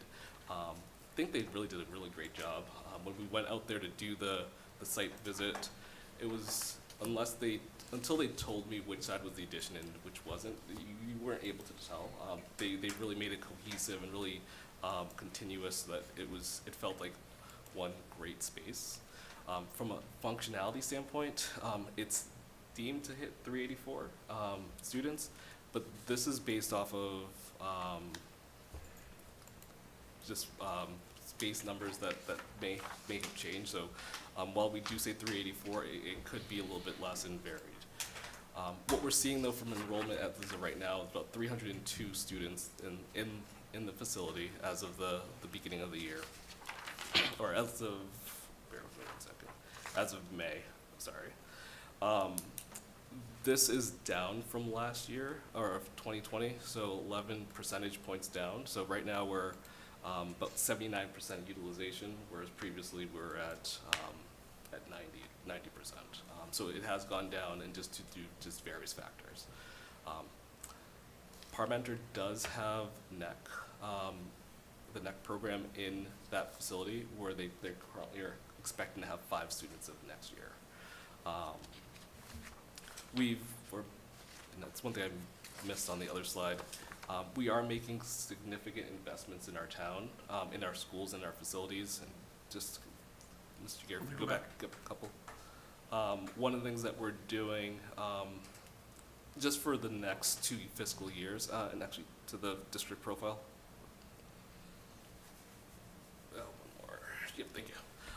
We're spending, in 2 years, or at least projecting to spend at least $3.9 million on various facility needs. And these could be anywhere from replacing a roof, updating a boiler, updating a playground, just various things. So we do know that there is dollars that we need to spend to just really make sure that our facilities are up to date and we're not lacking in any way, shape, or form. All right, but back to Parmenter. For them, in the next 2 years, we're looking about $700,000 at that point. And as you can see, it's for a boiler and a playground. So there are things that we do have on our radar that we're going to do. This is just the next 2 years, but we do have a 10-year projection.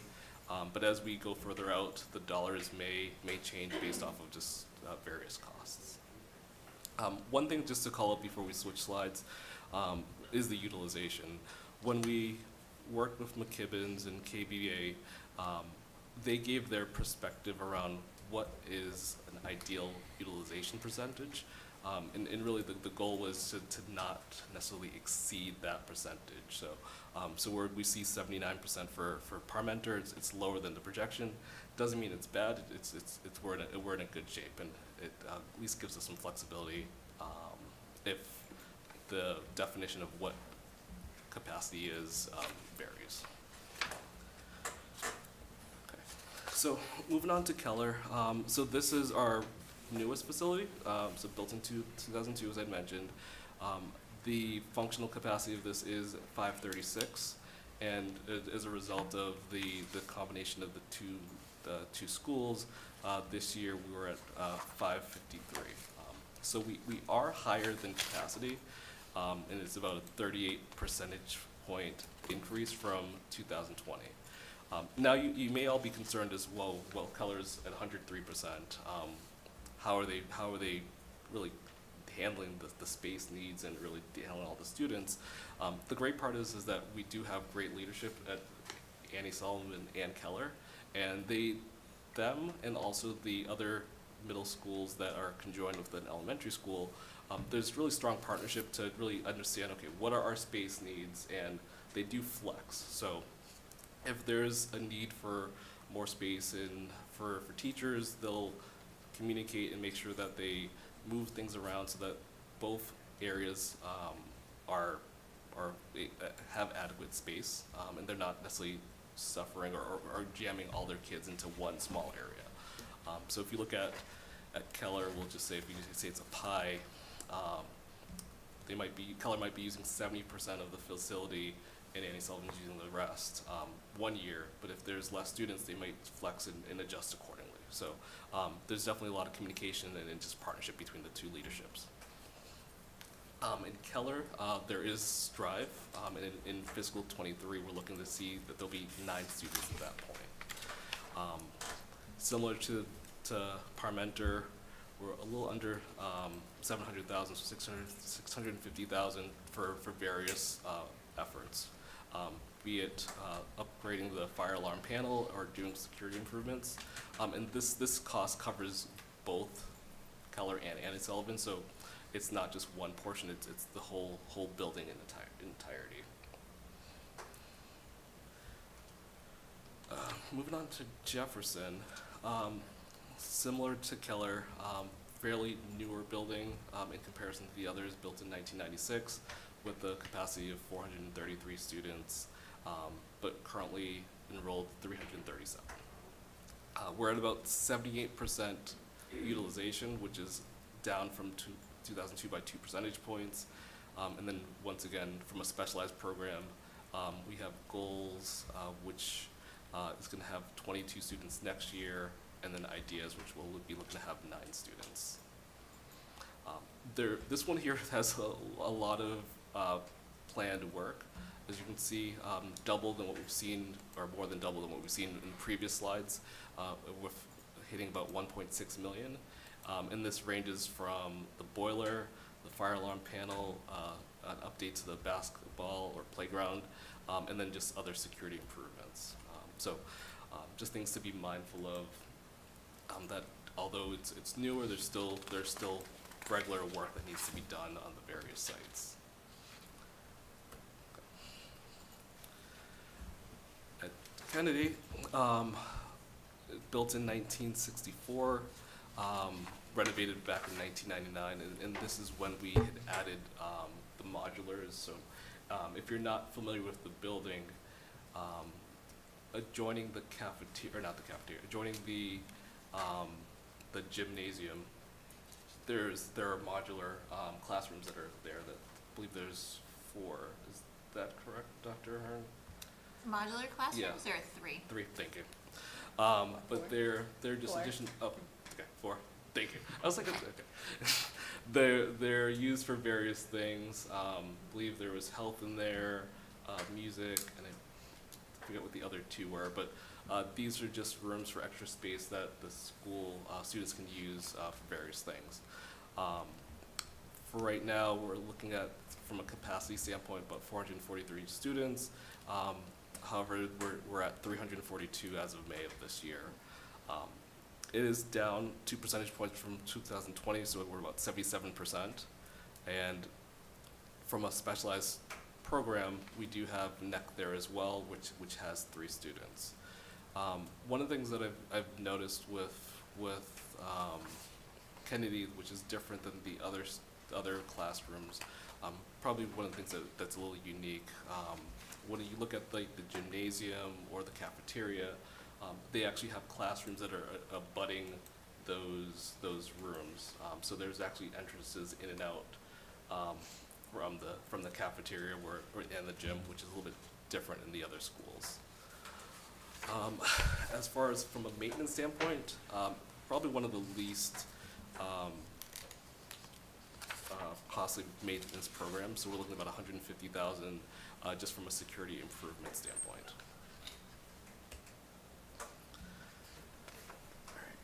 All right, Oak Street. So you see, built in 1964, last renovated in 1999. Capacity is at 515 with the enrollment currently at 382.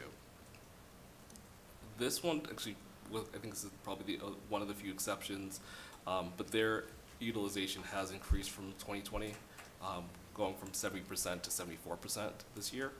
And then we do have REACH, which is in this building as well, with 9 students as of 2023.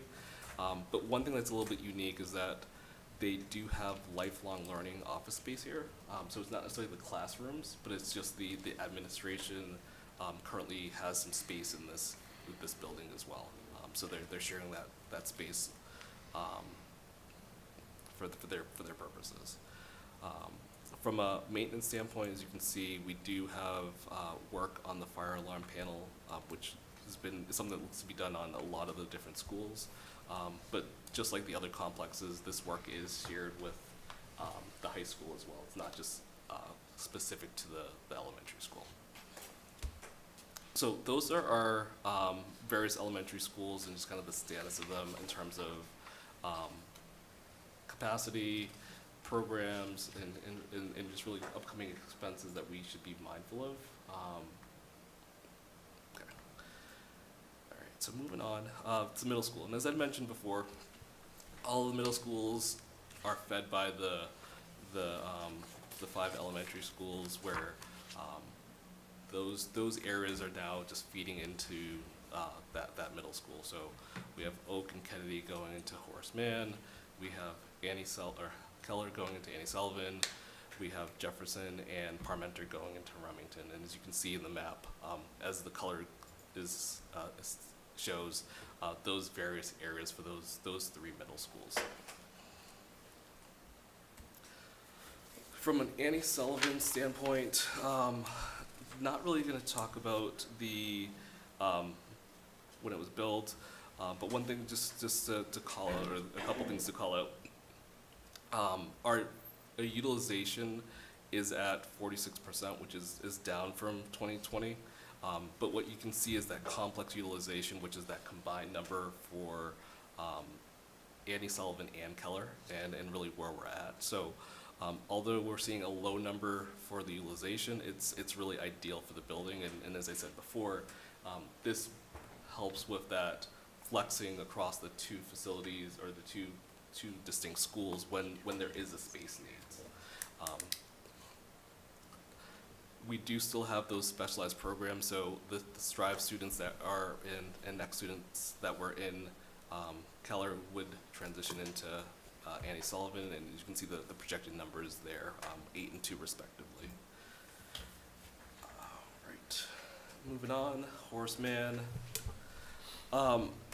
Same thing, and I'll just actually start with the complex utilization.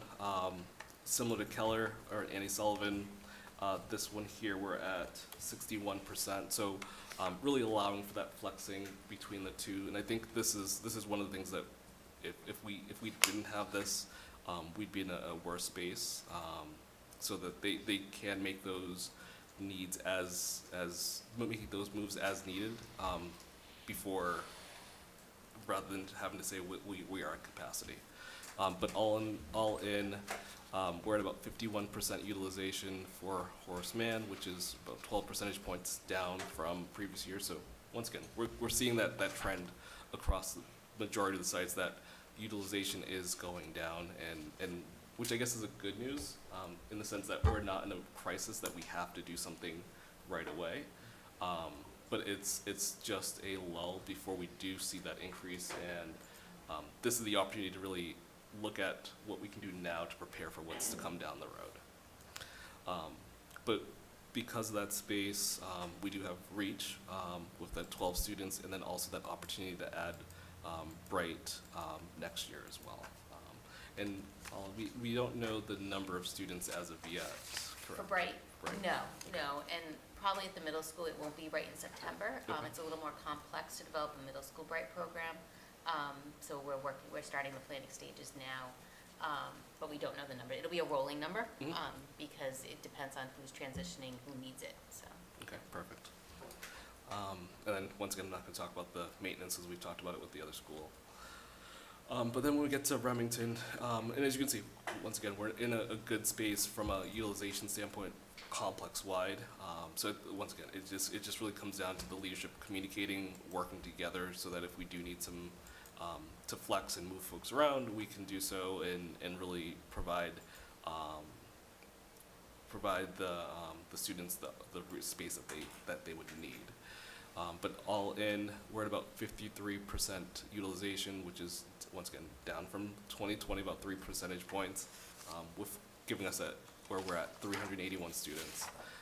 But we do have those two programs, Ideas, Goals, with a total of 21 students across added in 2023, so 14 and 7 respectively. All right.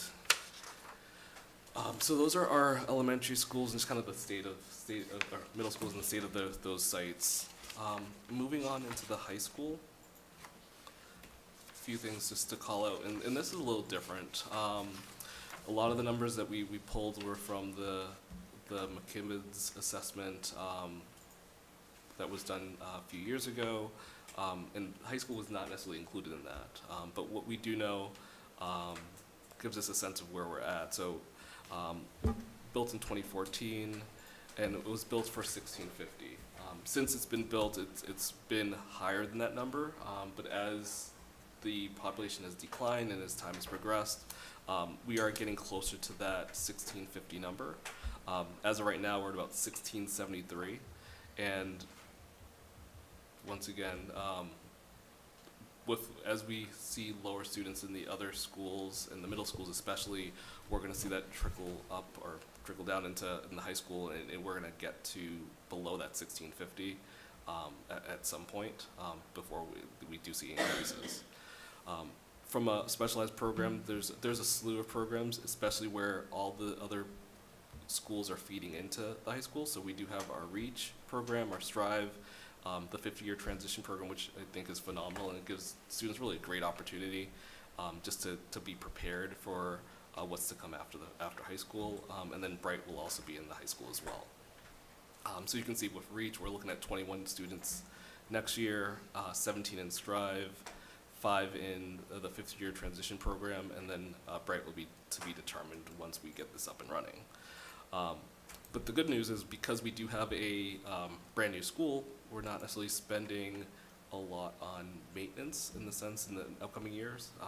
The big one that's coming up in the next 2 years is the work to take care of the bleachers, which is about $300,000. So for those that were at the graduation or saw it, we have our nice home bleachers that look good, but then we have our visitors that is in some needs some repair, and definitely something to take over. Yeah. Al, just to point out as well, those bleachers predate this building. They're original bleachers, so that project is separate from the high school when it was built, just so folks at home don't think that those were built in 2014. Yeah, thank you. Yeah. Yes, so, but yeah, that's something that's on the radar, and just to have some equity across the board, visitors and home. Everyone is welcome at Franklin High School. Right. Exactly. But that's really kind of what we found. The summary of the 3 months, or 3 meetings that we've met, just to give you a sense of where the buildings are. We do have the Google Drive that has all of the previous space needs meetings from our predecessors, and then just kind of the data that we've had here that we've just distilled down to what's in this deck for you. So talking about just recommendations to next steps, and as I mentioned at the beginning, just securing a consultant for redistricting analysis. This is bigger than the school committee, and I think we need some expertise outside of us, just to look at it objectively, and look at the various options to see, well, what can we do, and what makes sense, what doesn't make sense, and really just give us a menu to choose from, to really care for what will help us over the next 10 plus years, especially anticipating that we're going to see that decline, we're going to see a rebound, and just to be prepared so that we're not kind of caught off guard. As I had said also before, I don't want us to do this alone. This needs community involvement from the get-go.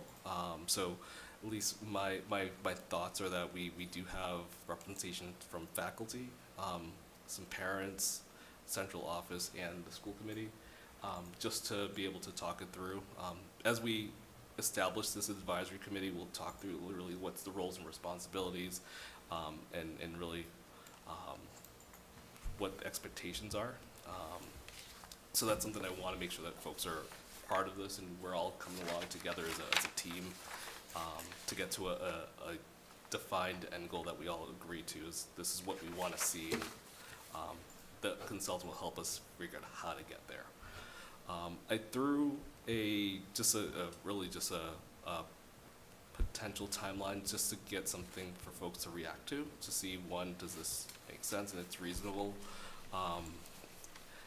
Looking at it, so we're talking about this now. Want to mention, really start by beginning that process to find that consultant. So following this meeting, really begin that step to figure out, who are we going to reach out to, who are we going to partner with, what's the potential cost, and do all of our fact finding to be able to, at the end of the day, secure who we'll work with to move forward. By September of this year, securing that person that will be partnering with this work. Also in September this year, really reaching out to the community to figure out who would be interested in this, and then establishing that advisory committee, so that we can really begin this cohesive work to make sure that we do hear voices from all impacted groups. From there, we'd work with that consultant to do all the analysis and feedback, and ultimately, March of '23, at that point, we'd have something prepared and packaged up to bring back to the school committee to say these are our options A, B, C, and D, and by April, we choose to which proposal that we would want to do, and then talk about, okay, well, what does that time frame look like at that point? And this is not necessarily limited just to changing the way the pie is cut. I mean, I think we talk to the consultant and see what are all of our options, and what makes sense for the longevity, and not necessarily just what's happening for the short term. But at the same time, making sure that those options are transparent, it aligns with what our true end goals are, and then so we can move forward. And then next, also, just really talking about ECDC. As I mentioned, we're seeing that 35% increase. So is this a blip? Is this the beginning of the increase that we'll see that will bubble up into the elementary schools? So how do we make sure that our youngest stakeholders are cared for and they have what they need to be successful, and same for the folks that are leading them and molding their education. And then also just looking at what are our long-term needs for any new facilities. I know we've closed Davis there because due to just not being able to support our growing needs. Do we need to look at any of our other sites to see, well, are there things that are lacking, and do we need to build a new facility to address any of these concerns? So just really putting all options at the table. Not saying that we'll do anything, but it's just looking to see what makes sense, and is it right, is it not, and in essence brainstorming before we just rule things out right off the bat. So that is it. Any questions at this point? Oh, Dr. Hearn? Can I jump in with a few points of emphasis, if you don't mind? Al, you did a phenomenal job capturing a tremendous amount of information that was shared with the Space Needs Subcommittee and really synthesized it into, I think, the most salient points. There's a couple of points of emphasis that I would want to make for people, especially who are watching at home or may watch this as it's recorded. I think that the numbers betray this impression that there's a lot of space with like 46% space utilization in some of the middle schools, and I appreciate the focus on the complexes. This analysis was done based on pre-pandemic standards, and I would want to really circle back and emphasize that. Based on what the Massachusetts School Building Authority had kind of set as the standard, as the building standard. I think we're all using space differently and distancing ourselves kind of naturally from people post-pandemic. We also have an increased number of small group instructional staff, whether it's interventionists or counselors, special educators, really working more. I mean, special educators push into the classroom too and do a lot of co-teaching, but there's more small group instruction, and so that's not necessarily reflected in the MSBA standards. So I think the point around we're not in a crisis situation, we don't have to do something is very accurate. But just for folks watching at home, I want to kind of paint a picture that we're not talking about 24 students in rows in classrooms, all next to each other down the hallway. That it's a much more dynamic picture, and there's a lot of movement, small group instruction, students moving around with different adults in the building to support a more diverse set of student needs. The KBA assessment also took into consideration the specialized programs, but at that point in time, the specialized programs 2-3 years ago, this would have been 2019, were smaller. We've expanded into additional classrooms since then, and so again, we're not in a crisis situation by any stretch, and there may be some things that can be done to use space a little bit more efficiently. But I think that the specialized programs, again, the numbers are based on the standard that we have as a tool to work with, but in reality it plays out just a little bit differently. And then the other thing, and Al hit upon this too, the maintenance figures come from the kind of 10-year lookout that Mike D'Angelo puts together for facilities.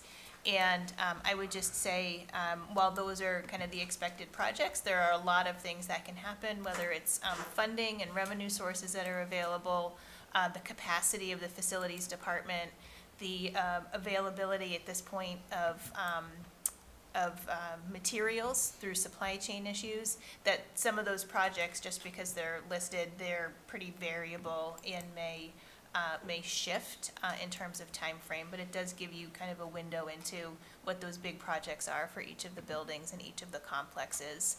And so thank you for just letting me add a few points of clarification. Thank you. Or emphasis, not clarification, emphasis. Thank you both. Okay, any questions, Dave Callahan? Yeah. Al, thank you so much. It was incredibly informative. Was missing some comfort dogs, but otherwise it was spectacular. I got a couple of different bullets. You just want me to throw one out and then kind of yield my time and circle back? Oh, no, I think you can just do it. Just throw it all out? Okay, perfect. So, to whomever, one of the things you had mentioned was talking about space utilization. You know, as we really kind of saw at doing like the site visits, there are some, like, you know, like at the high school, I still remember, it had that amazing room with like the glass doors and whiteboards on all the walls. When we're looking to the future, how do we anticipate some future utilizations? You know, it's easy to kind of look at it and say like, well, you know, like right now we need like a room for Chromebooks. But as we start to kind of build stuff, how do we kind of think about, well, what might students use in 10 years from now? But would that just be something that we want to make sure that when we kind of have like the consulting team? I think it's a great question in terms of kind of visioning. As you talk about the portrait of a graduate, there's the curriculum that you would seek to align, but then, you know, and that's going to involve resources, including staffing as well as including space.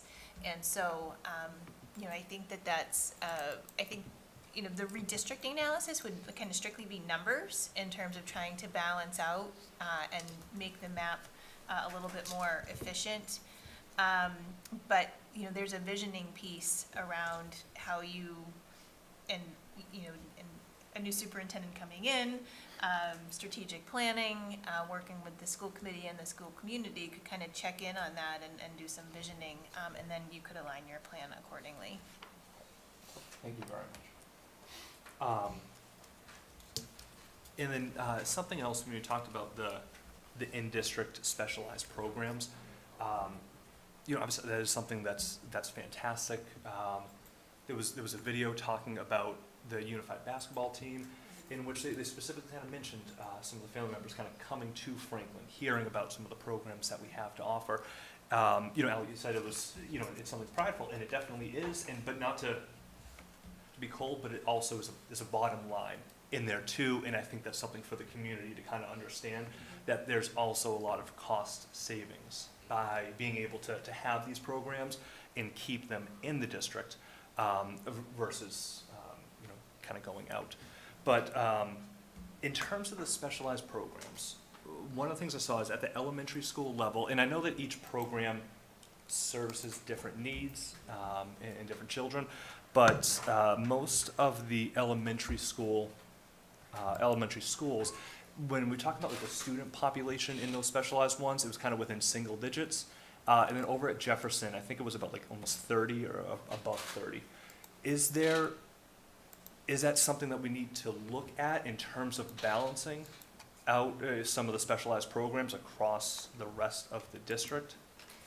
Yes, I mean, you need to look at space, but you also need to look, what's tough too is that as the kid, if you have, say you put some classrooms at Jefferson and some classrooms at Kennedy, we'll just give that for example.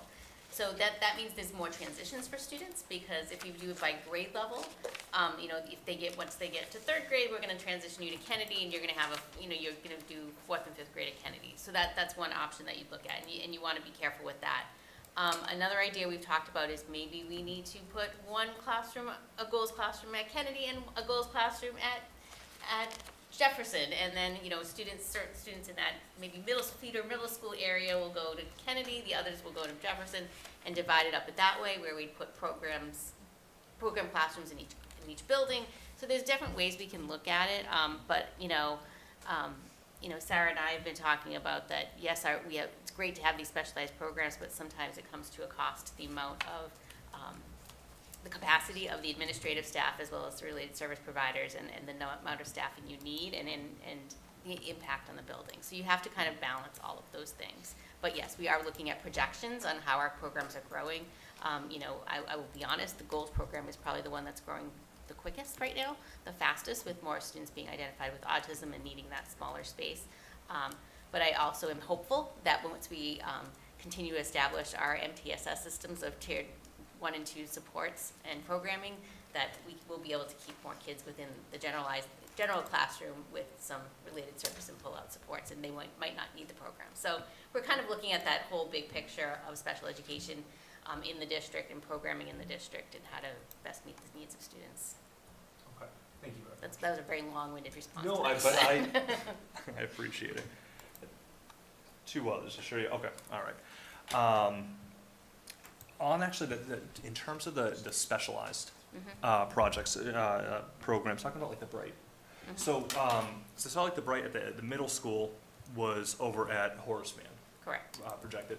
So would that mean that, and this is something for someone who might be like returning from hospitalization, that a student at say like Remington goes to, is hospitalized, comes to return, and then would be sent, but then would go to Horace Mann, then to be transitioned back into Remington, is that correct? So that's the complexity of a middle school program, the way we're budgeted for, because we only budgeted for 1 Bright classroom at the middle school level. So that's kind of the logistical pieces that we're working on with the people from Bright on how to best establish that program. Because in theory, yes, that's what it would be, but is that best for students? So that's what we need to look at. So that's why it won't be up and running for September. It's going to take us some time to really coordinate with the Bright program, the powers that be at Bright, the consultants from Bright, to help us develop that program a little bit further. So we're looking at different creative options. And Brookline did have that model. They found some challenges with that model, so we're looking to other districts to see what their middle school model looks like. Okay, thanks. Because I could imagine that would just be difficult for the student kind of being bounced from. Exactly, because you want that fluidity where that educational coach is communicating with the gen ed teachers and slowly reintegrating the student back into their classrooms. So it would be more challenging if the student was at Horace Mann, but then really attends Remington to do that. So we're looking at different ways to create that. Okay. Thank you very much. You're welcome. And then last one. This one might be more for Miriam. So looking at like the scheduled maintenance, it seems like it's going to account for about like 2.5% of at least of today's budget. Is that kind of in line with historically how much we've spent on scheduled maintenance? So the maintenance and facilities budget runs through the town, and a lot of the maintenance that you heard about tonight is coming from our capital plan, as well as the borrowing authorization. And that's a little bit more, like we haven't seen the borrowing authorization happen in past years, so that's new. And new money that the town is borrowing for with their new AAA bond rating.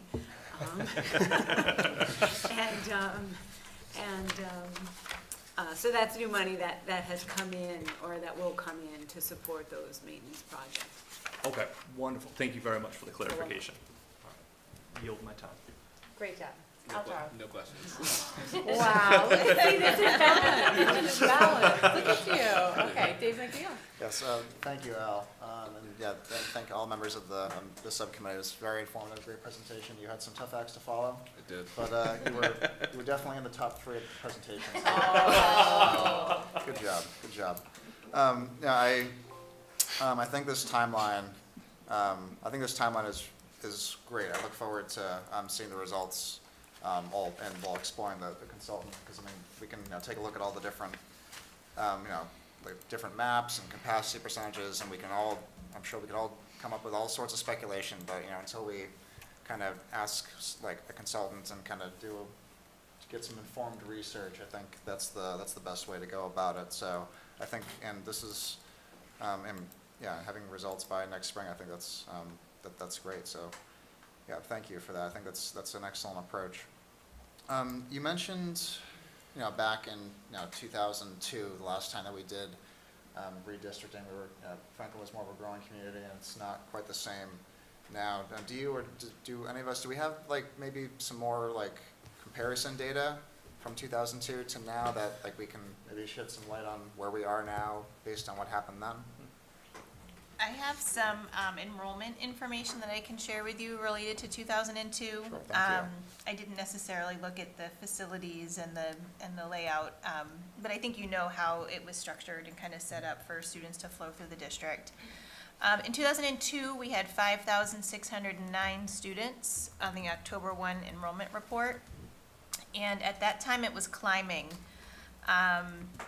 And projected to increase. We had a high of 6,255 students in 2009, and then it's been decreasing since. So that's kind of the overall population. The other statistic that I thought was really important as it relates to this conversation, particularly as we think about our specialized programs, is the increase in the percentage of students with disabilities.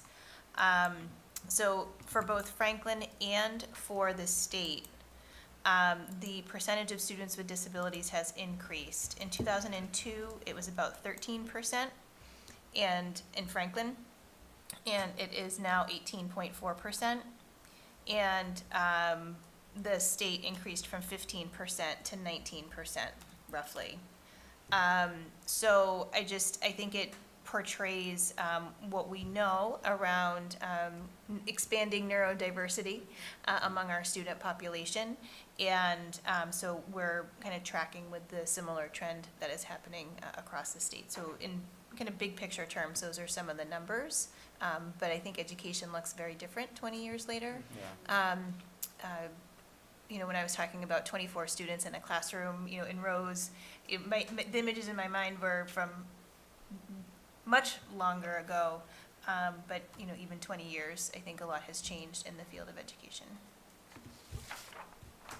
Thank you, appreciate that. And I was also curious about the specialized programs, but Dave's question touched upon that. So thank you for that, Paula. Yeah. Good teamwork, guys. There you go. Thank you, Thanks, Wentworth. Thank you, Al Charles, for that presentation. And I think it'll be great to analyze the data, look at trends, have those experts weigh in, all the stakeholders involved, and make a educated decision on for actions we need to take in the future. Great, thank you. Camille Bernstein. Thanks for the methodical and also long-term view. I know that this will be done in a thorough, methodical manner. It's not too early, though, to frame people's expectations and to remind parents that should there be a change in the future, far in the future, that the way you frame it to your children can really make an effect on their experience should they have to go to a different school. We have excellent schools, and very often kids pick up on stress and anxiety, and parents sometimes can be stressed and anxious about what their child might feel, and then the child thinks they should feel that, and then it just becomes this terrible feedback loop. So I don't think although we're taking our time with this, I don't think it's too early to remind parents that your attitude and your openness and your willingness to gather information and also to reframe for your child about the positives. Because I would be happy to send my children to any of the schools in the district. And certainly we move to neighborhoods or we move to a town and we might have older children who have a certain experience, but that doesn't mean following whatever might happen that your subsequent children couldn't have just as good an experience. So I will probably say this over and over and over and over and over every time there is mention of the space committee. So thank you. That's important, though, important reminder. And I'm also glad that a couple of you echoed the word redistricting, because I think it's important for us to understand that that's a big piece of what the study is going to be. And so I know that can be a scary word, and it brings up all sorts of anxieties, and I'm a mom of 2 kids in the Franklin Public Schools, and I hear you and I feel you. but I take comfort in your words, Lady Bernstein. So if you would keep repeating them, I think it's important. It's important. Very, very true. Great.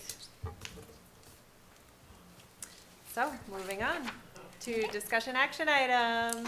So, discussion action items, the first discussion action items is related to facilities.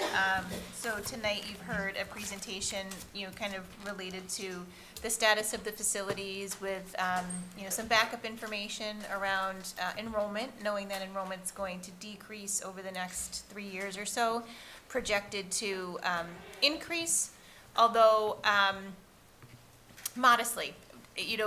The projection doesn't forecast another 6,000 students in Franklin. It goes down to about 4,300 and then comes up to about 4,450. So it's a modest increase. We don't know beyond that what may happen, and we do anticipate a significant decline at the high school as the students make their way through middle school and into the high school. So they're not projected to see an increase by 2030. You've seen, too, that there are some pressure points in the district, primarily related to ECDC, that we're currently looking to problem solve. And so the space isn't perfect, and we do have some pressure points, but still there's a memo in your packet related to Davis Thayer Elementary School. I'm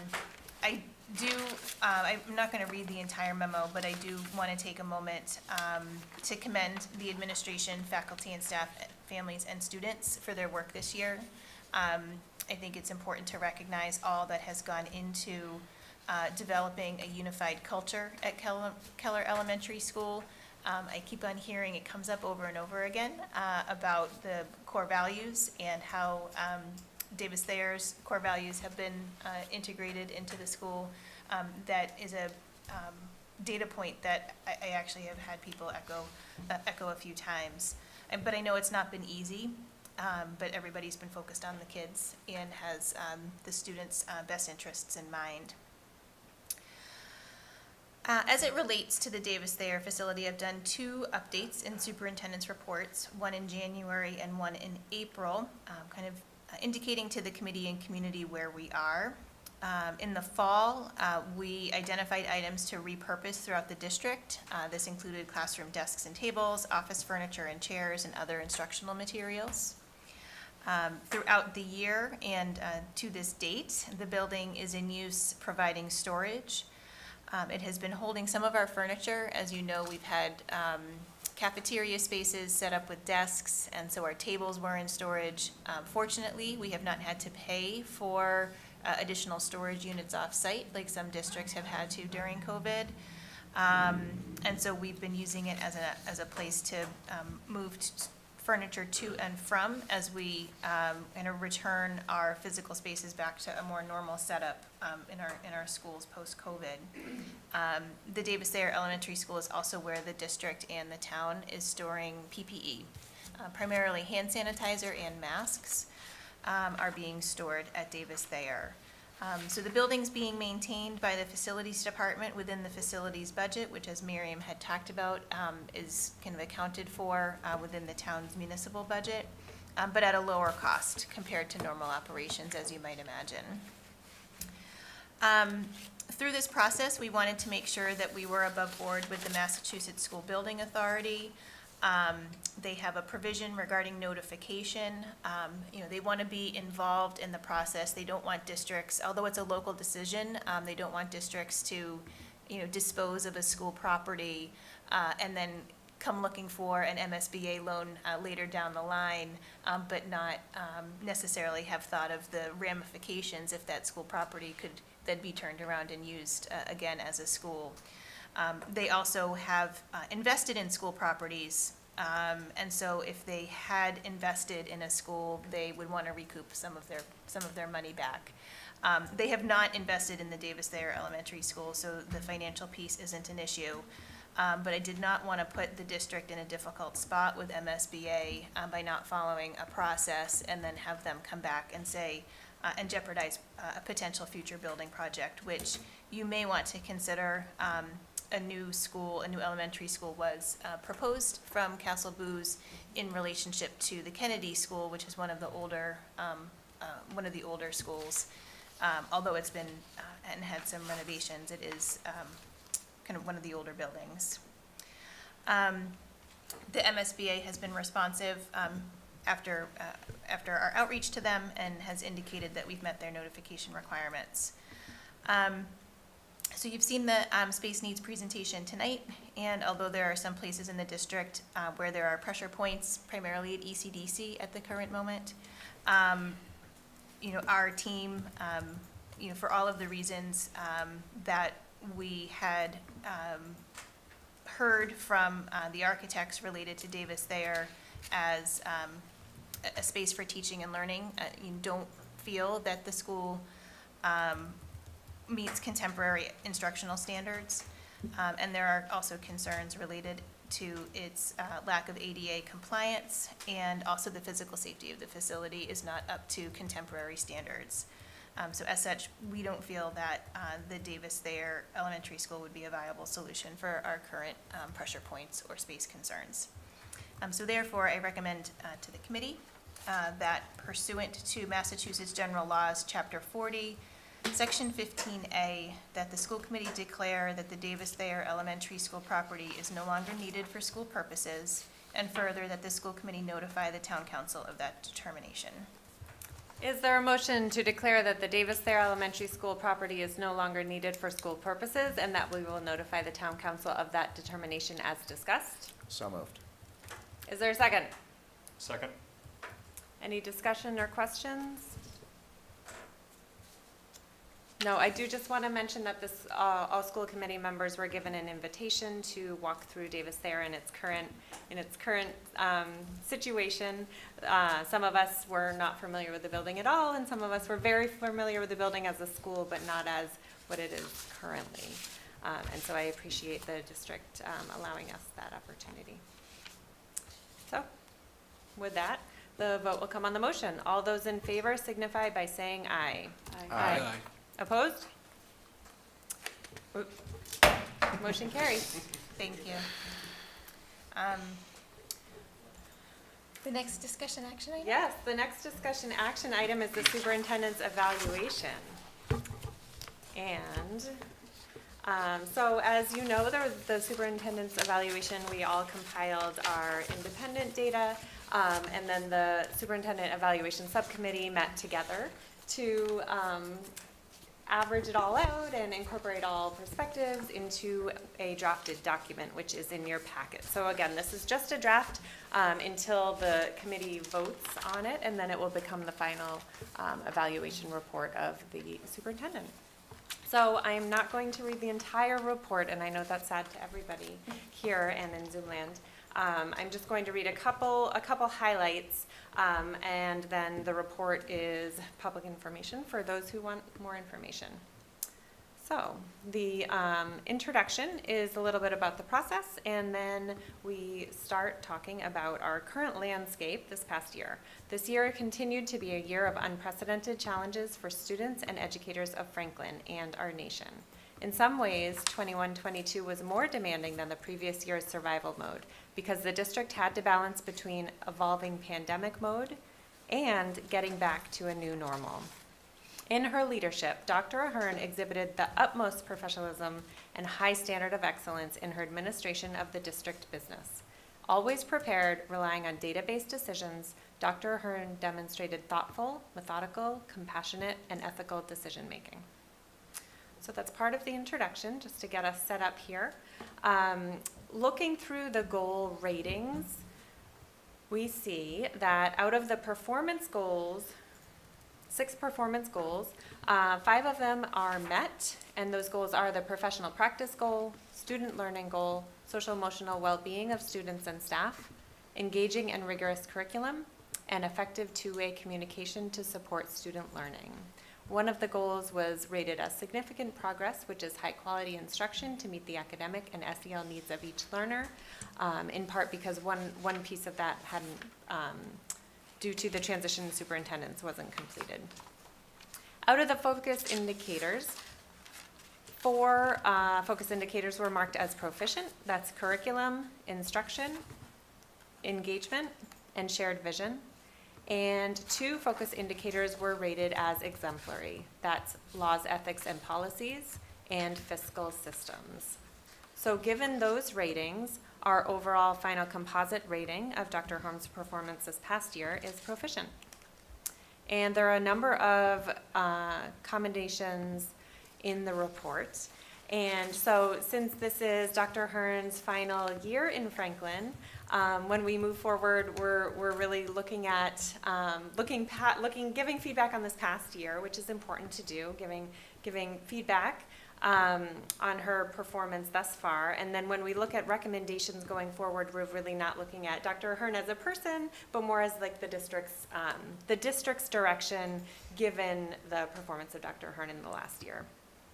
So a couple of the commendations, there's a page and a half, almost 2 pages. There's many commendations here that my colleagues were generous to share.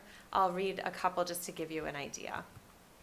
Social emotional learning has clearly been a priority under her tenure. The superintendent led commendable work around SEL-related data, assessment, budget items, and communications. The superintendent often sent out community-wide emails whenever sensitive events occurred in our community or our country. Often, these emails would include resources to help community members in need. Under her leadership, professional development has moved towards more voice and choice, with teacher-designed and teacher-led, that honors educators' professionalism, differing needs, and their skills, while providing opportunities for them to be teacher leaders. The superintendent is consistently working towards better and more productive policies, while ensuring that all policy revisions are meeting state legal and ethical requirements. Dr. Hearn's presentation at the Joint Budget Subcommittee was an effective start to the budgetary process and led to a smooth budget hearing. The superintendent maintained a consistent focus on the long-term spending of the CARES and ESSER funding. Developing a roadmap of COVID relief funding and priorities was an effective method for ensuring all funds were spent thoughtfully and in a timely manner. As I said, that's just a sampling of the commendations, and the rest are in the full report. So again, when we look at the areas for continued focus in this evaluation, it's more towards the district to keep up the work that Dr. Hearn has started. I'm going to read just a couple of those. One recommendation here is to continue to provide opportunities for staff to express views in a safe and open manner with regard to actions that affect them directly or indirectly. Start the process of updating the district's strategy for improvement. Continue to prioritize counselors, social workers, and support staff who interact directly with students, especially as they weather the trauma of the pandemic and the general uncertainty of our country and modern life. Continue the district work of formalizing and rolling out the MTSS, multi-tiered systems of supports, including restorative practices. So that's just a little sampling, and then just to conclude for the final summary, I suppose, after 5 years as superintendent of the Franklin Public Schools, Dr. Hearn is leaving to lead a district closer to home. Under her leadership, the Franklin Public Schools have flourished. She has consistently exhibited courage and aplomb in the face of challenges, and she has always maintained a focus on doing the right thing for our students and our school community as a whole. So, I have language on this. So the acting chair recommends approval of the superintendent's evaluation as discussed. Is there a motion? So moved. And a second? Second. Okay, any questions, discussions, any edits? I know you all had the report in your, well, you were on the subcommittee, you know. You had the report in your packet, so as you went through, did you feel like your perspectives were represented and reflected there? Yes, I did. Great, good job, team. Okay, so seeing none, the vote will come on the motion. All those in favor signify by saying aye. Aye. Opposed? Motion carries. Thank you. Thank you. And I always, if I can just jump in for 1 second and react, I want to thank you for all the time that you took individually to put together your individual remarks, as well as what the subcommittee did to synthesize them in a meeting last week to put together the final report. I had the opportunity to sit with Elise a little bit ago and read it before it came out publicly, and want to thank her leadership too as the chair of that subcommittee in putting it together. I've always felt that the feedback that I've gotten has been really valuable to me, both personally and professionally, and also does help steer the direction of the district. So it's an important process to go through.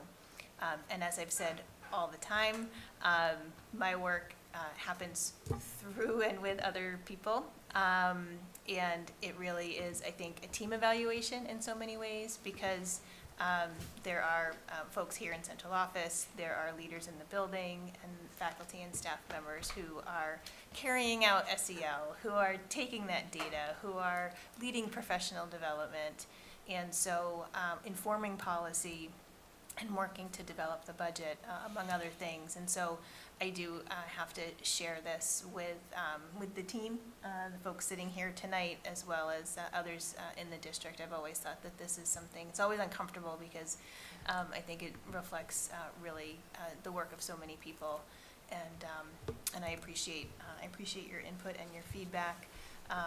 But because this represents the work of so many people, I'm so sad to be leaving, but I know that you're in very capable and very good hands going forward, and there's going to be more great news headlines coming out of Franklin of all this great student outcomes and student achievements. That's true, there will be. I don't doubt it.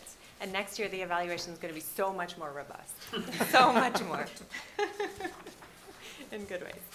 Okay, so next item, C, revised FY23 budget. I'm going to turn it over to Miriam. Sure, so you have a memo in your packet asking that you approve a revised budget, adding an allocation of $3,829 to be allocated to a specialist teacher salary line item at Franklin High School. The reason for this additional allocation is, as you recall, you approved a budget back in April. That was in fact $3,829 less than what the town approved after you approved your budget on May 27th. So right now the recommendation before you is to approve a budget in the amount of $70,220,825. Is there a motion to approve the revised FY23 budget amount of $70,220,825 as discussed? So moved. Is there a second? Second. Any discussion or questions? No, seeing none, the vote will come on the motion. All those in favor signify by saying aye. Aye. Aye. Opposed? Motion carries. Thank you. Meal prices. Next, school meal prices, again, a memo in your packet. I won't read it for you, but I will summarize for the public. The USDA waivers are going away effective June 30th. They will be expiring. The waivers allowed for free lunch for all students. Prior to the pandemic, free lunch was only eligible for students who were eligible for free or reduced price meals at a reduced price. So in preparation for that, we are requesting an increase to meal pricing in light of increasing food costs, increasing maintenance costs, other expenses that are increasing. The program itself operates self-sufficiently at this point, needs to operate self-sufficiently. The appropriation budget that you just approved doesn't include any appropriation for food services. The recommended price increase in meals is looking at a 50-cent increase across the board for lunch and a 20-cent increase in breakfast. The minimum price target that the Department of Ed has set at this point in time is $3.31. So our elementary pricing would go up to $3.25, middle school lunch pricing, elementary lunch that is, Middle school lunch pricing would go to $3.50, and high school lunch would be $3.75.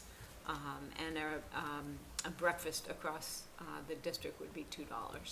So that is the recommendation before you. Happy to answer any questions you might have. Is there a motion to increase the meal prices for the 22-23 school year as detailed? So moved. Is there a second? Second. Any discussions or questions for Miriam? So, yeah, one thing.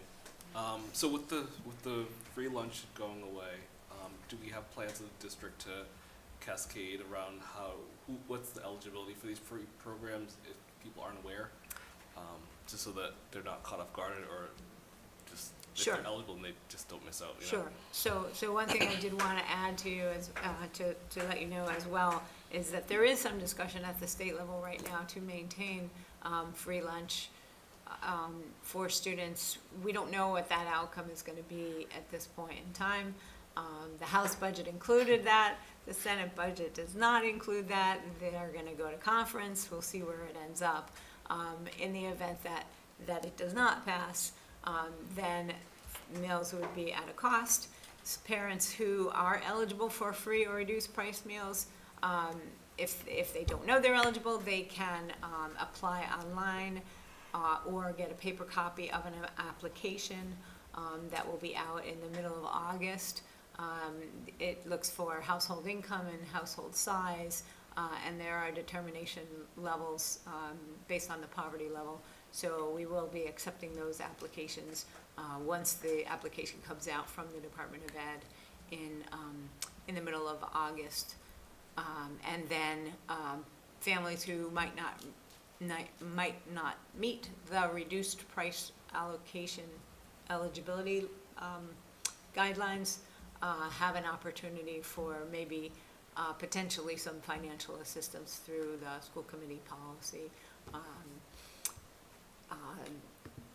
I don't know exactly the letters of the policy, but it's on the finance department website. And the application for free and reduced meals is also on the food services website, on our district website. Great, thank you, Miriam. All set up? Yep, all set, Good. thank you. Dave Callahan? Yeah. This one's just disappointing that we're kind of having this conversation. The free lunches for everybody just level set.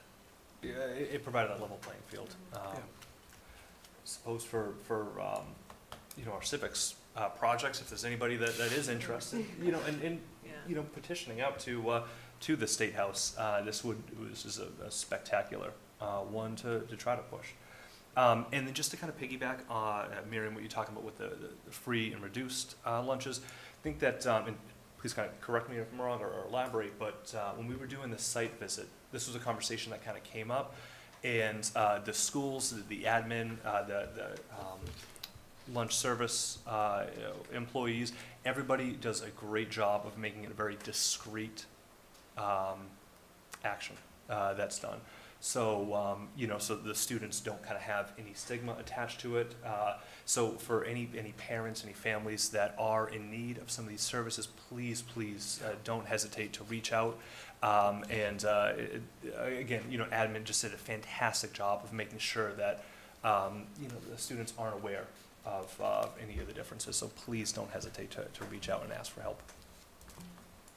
Great, thank you. Anybody else? How's that? Great, so we have a motion and a second. So the vote will come on the motion. All those in favor signify by saying aye. Aye. Opposed? Motion carries. Great, moving on. Refund of graduating seniors' meal balances. So, as you just heard, meals were free this year. While we did begin charging for some a la carte items, because meals were free this year,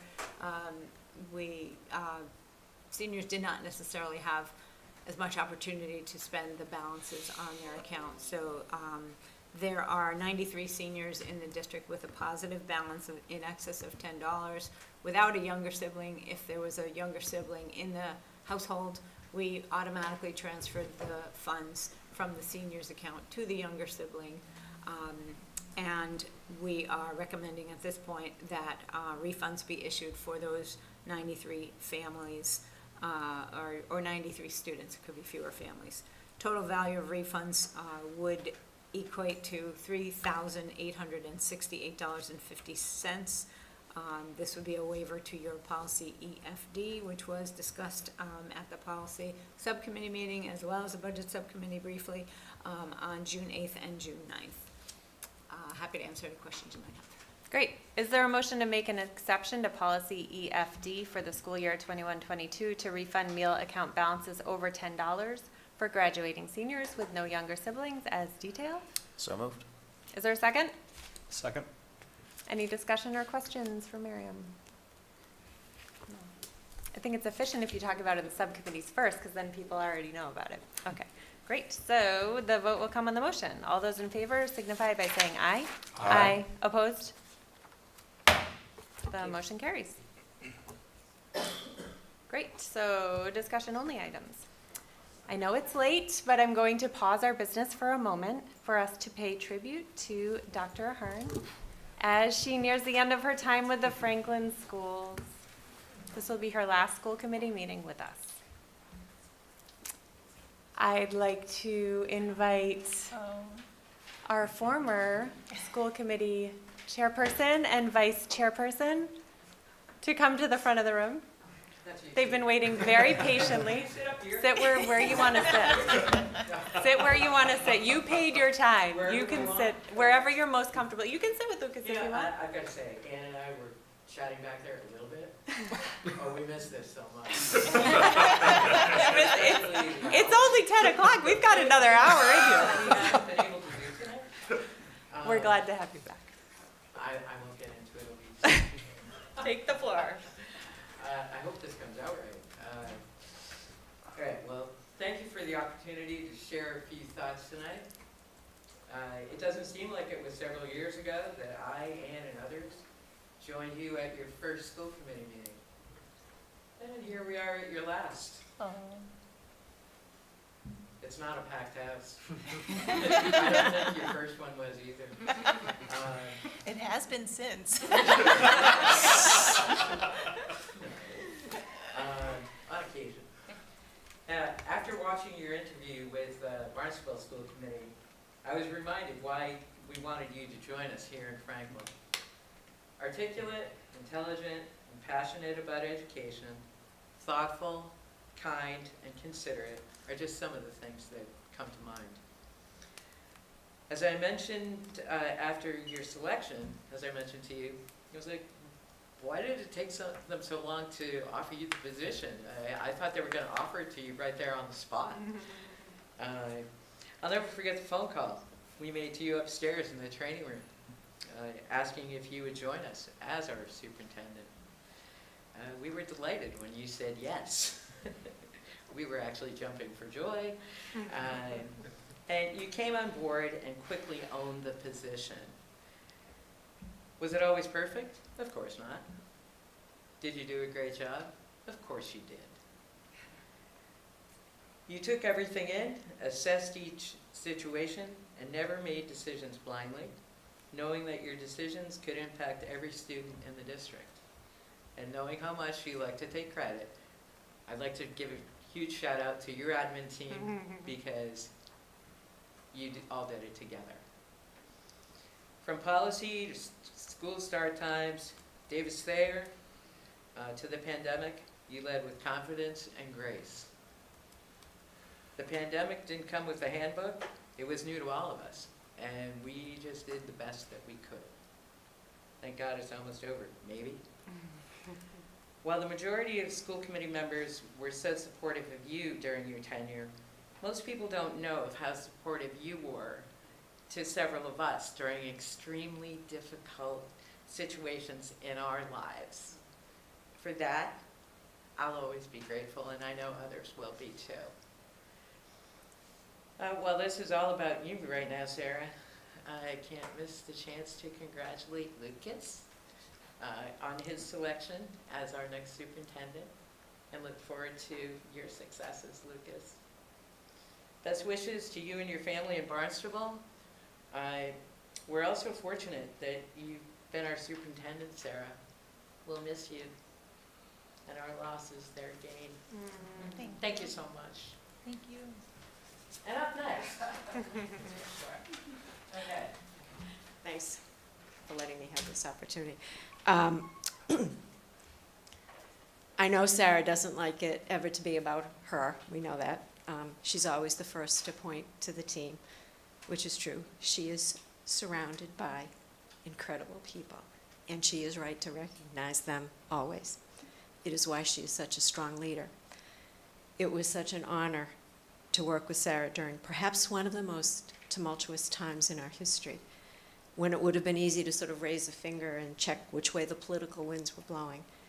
Sarah looked to her heart, guided by wisdom, a keen intellect, and her compassionate nature, knowing it's not possible to please all the people all the time, but it was always with Sarah about doing the right thing. Sarah, we owe you a debt of gratitude.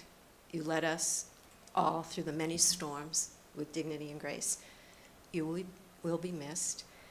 We know Lucas will take the wheel and do a great job. You two have supported each other and been a great team.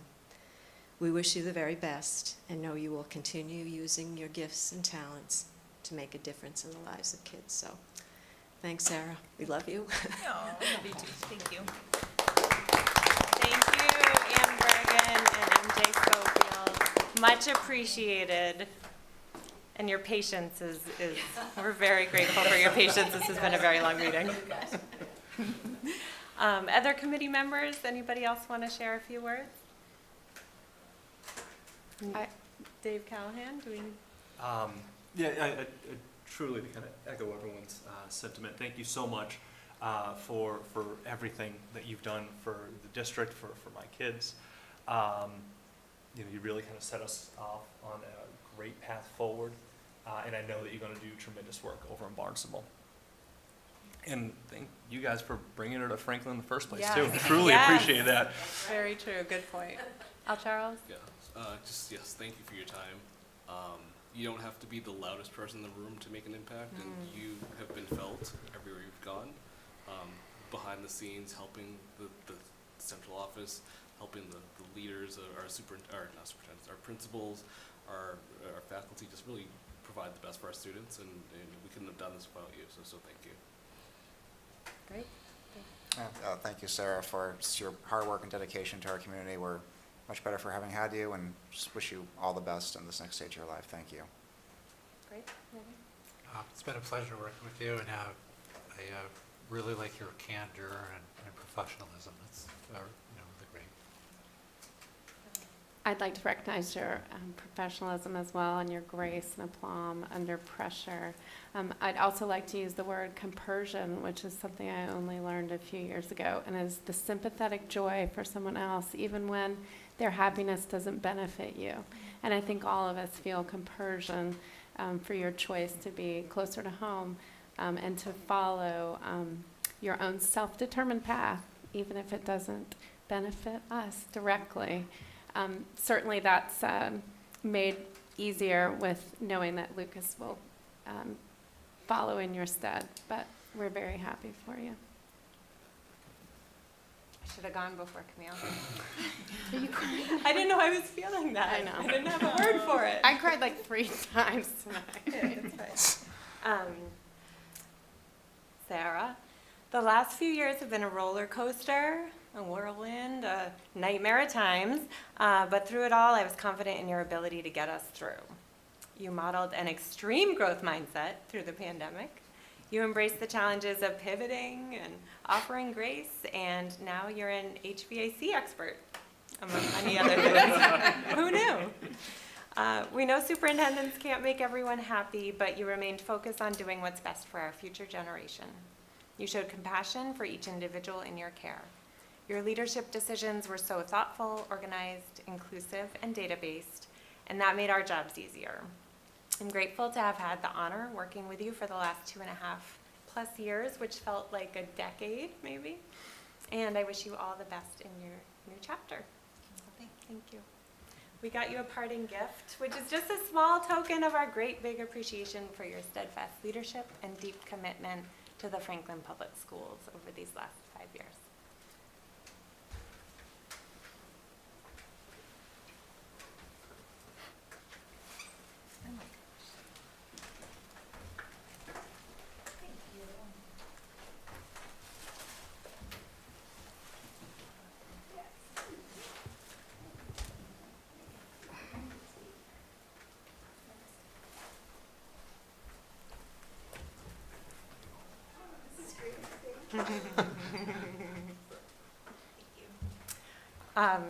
Dave Callahan wanted to buy a weak, spindly Charlie Brown Christmas tree type of plant because he knew that you could nurture it and give it the right support to be.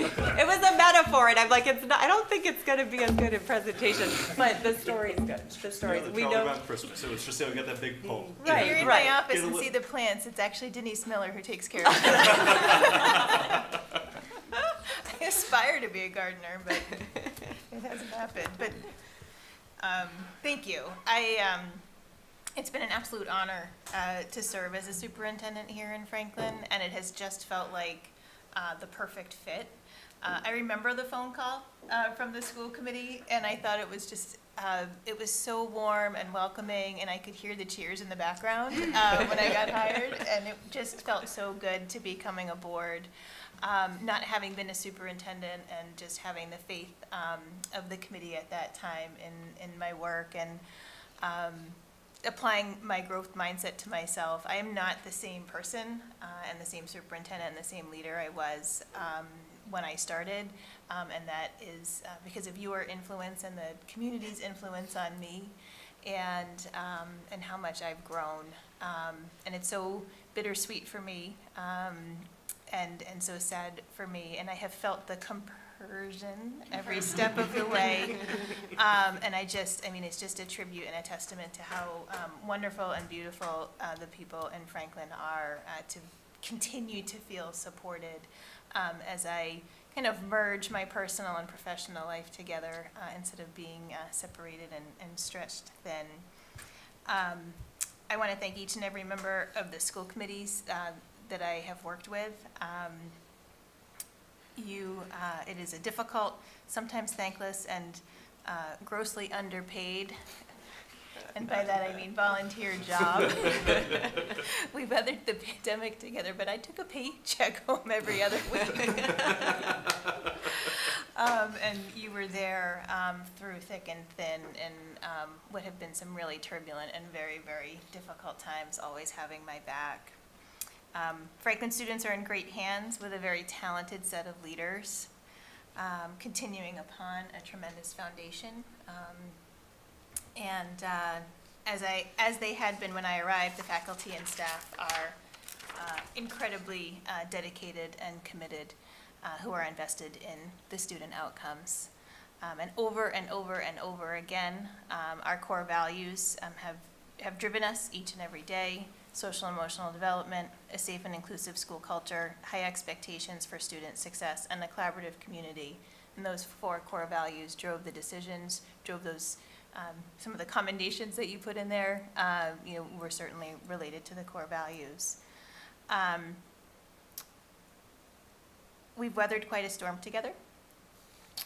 Unfortunately, this storm has threatened the fabric of our society and has laid bare injustices, deep wounds, and intense emotions at a time when people are both reactionary and weary. And I would just hope that the community reflects on the consensus of the vision of the Portrait of a Graduate and work together, especially through disagreements, towards positive outcomes for each and every child in Franklin. I am your biggest champion and your biggest cheerleader. I'll continue to be happy in celebrating your amazing successes. As one administrator told me when I joined here, Franklin is a truly special and remarkable place, and indeed it is. And thank you for everything. I'm gonna miss it. I miss you. But come visit. The Cape's a great place to, I'm just a phone call away. Thank you, Sarah. That was beautiful. let's move on to information matters. Dave McNeil. It's late. I'm crying. It's okay. Budget Subcommittee met last Thursday, June 9th, where we discussed the school meal price increases and revised FY23 budget that were detailed this evening. We do not have another meeting scheduled at this time. Thank you. Policy, Dave C. All right. We just had our meeting the day before. A couple of items, non-discrimination and harassment was up on the agenda, but that's still out with our legal team. It's expected to kind of come back in a few weeks, where we will plan to meet somewhere in the middle of July. We discussed some of the meal charge policy, but actually the language of the policy itself, kind of bringing it more in line with the updated health and wellness from the SWAC the policy that we kind of passed at our last meeting. We can kind of expect that to come up over the next couple of meetings, as we'll continue to work on that. But kind of the bigger point at our last meeting is Dr. Ahern had mentioned during her superintendent's report, is that we also had a discussion about the safety programs, emergency plan, and also the safety crisis intervention plan. While we did kind of take a look at the policy language itself, a lot of it was just to initiate a lot of the conversations from some of the really robust conversations that we had throughout that meeting. It led to a lot of the topics that Dr. Ahern had brought up, which was great, to really talk about just how intricate all of the plans are that we currently have. You kind of joked about her being an HVAC expert. She also mentioned about how much she knows about the electrical grids in Franklin as well. And, because we really do have a lot of comprehensive plans. We have some great school resource officers, one of which, Officer Gove, who was here throughout much of the meeting in the beginning as well. So Franklin is just doing, really is doing a tremendous job. There's always more work to be done. There's always more reevaluations, and we do plan to continue to look at that in future policy meetings. There's also going to be some updates on our website about more information that can be shared. I think Lucas is kind of chomping at the bit if you want to elaborate on. I don't want to, no, okay. I don't want to cut you off. But yeah, there will be some more updates in the future, kind of just pertaining to some of our emergency plans, some of the ways in which family members can reach out, kind of reconnect with some students in the event of certain emergencies. But ultimately, I really wanted to kind of bring this up at our policy meeting so we can start a lot of those conversations and also relay a lot of everything to the community, that this is something that central office of this committee as well, members of admin, are continually working on the safety and security of all of our students and all of our buildings. Great, thank you. Community relations, Camille. Yes, we had a meet and greet at Birchwood Bakery on June 4th. There were no visitors. But we advertised, I think people, it's near the end of the year, and we will have another one in September. And also I'm heartened that at the Strawberry Stroll, we had quite a number of visitors. Our favorites were the new families who were new, with brand new kindergartners, and they were excitedly telling them about the school that they would join.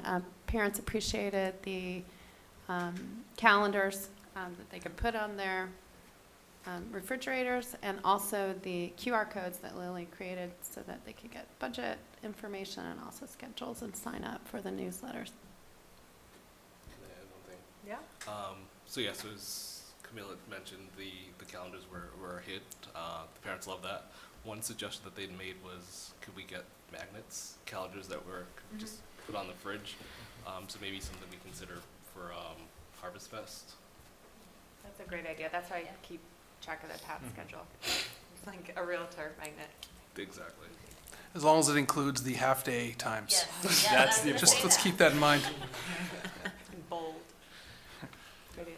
Yeah. Dave Callahan. Can I just chime in, just as a parent of an incoming kindergartner, the class of 2035, Oh my gosh. which is crazy, but that brochure, it really was, it was terrific. It provided so much information. It was beautifully presented. And so just as a parent, not a school committee member, wanted to thank you. That was great to see. And again, just also put class of 2035 was rather wild.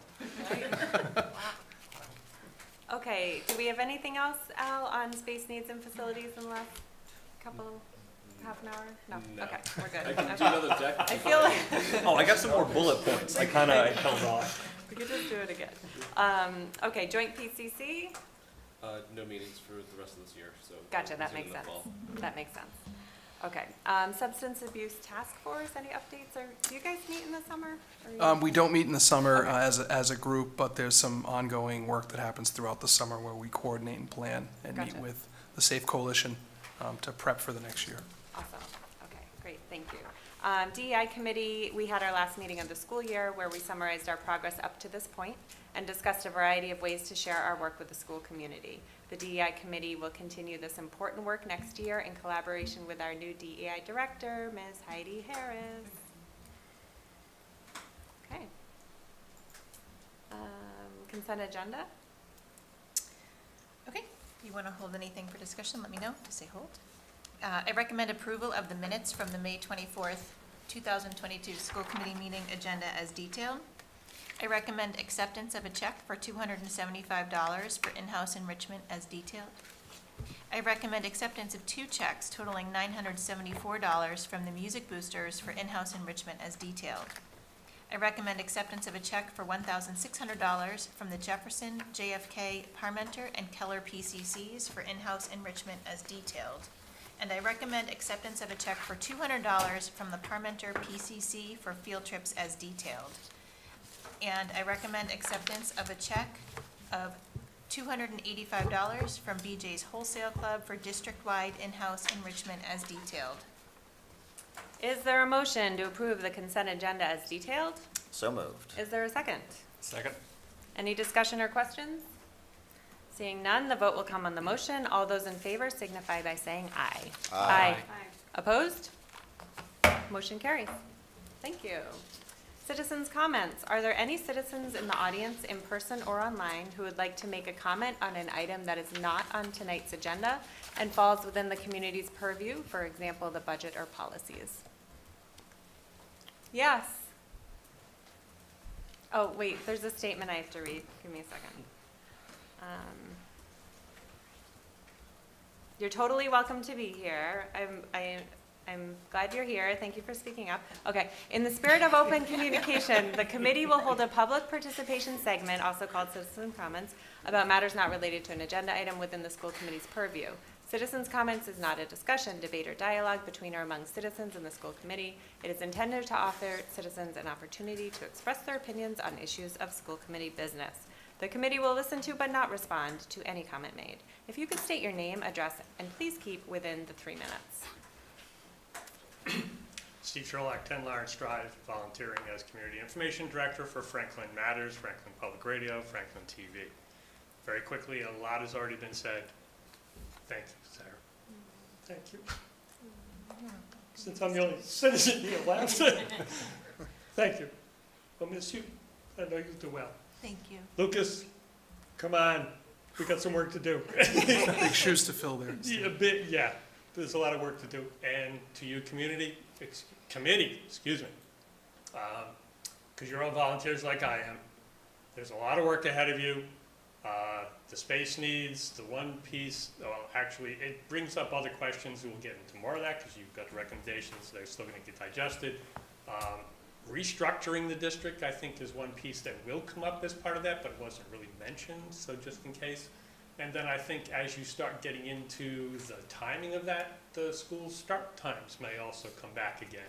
So just putting those out there for everybody else to think about, because aside from your 2 major pieces, hiring a superintendent, and obviously one's going away and one's coming in, the district structure and then coordinating that piece, including the budget, and there is a significant budget impact in terms of how the district operates.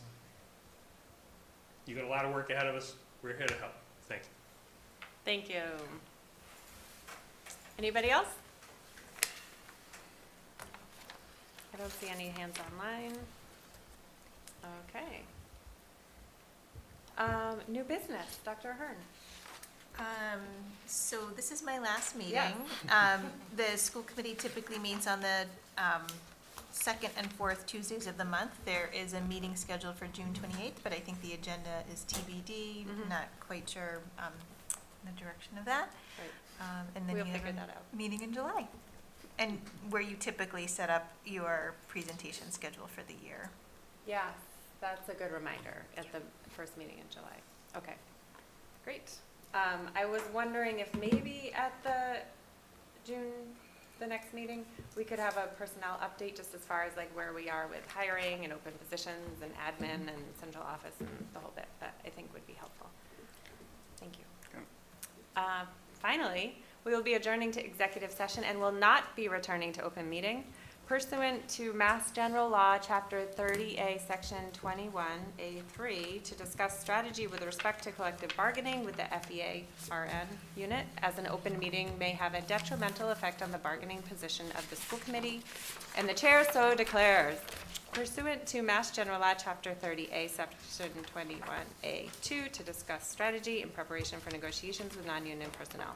Is there a motion to adjourn to executive discussion as discussed? So moved. Is there a second? Second. Vote will come on the motion. We need to do a roll call vote. Dave Callahan? Yes. Took me a minute. Al Charles? Aye. Yes. Dave McNeil? Megan Whitmore? Yes. Yes. Yes. Elise Stokes? Yes.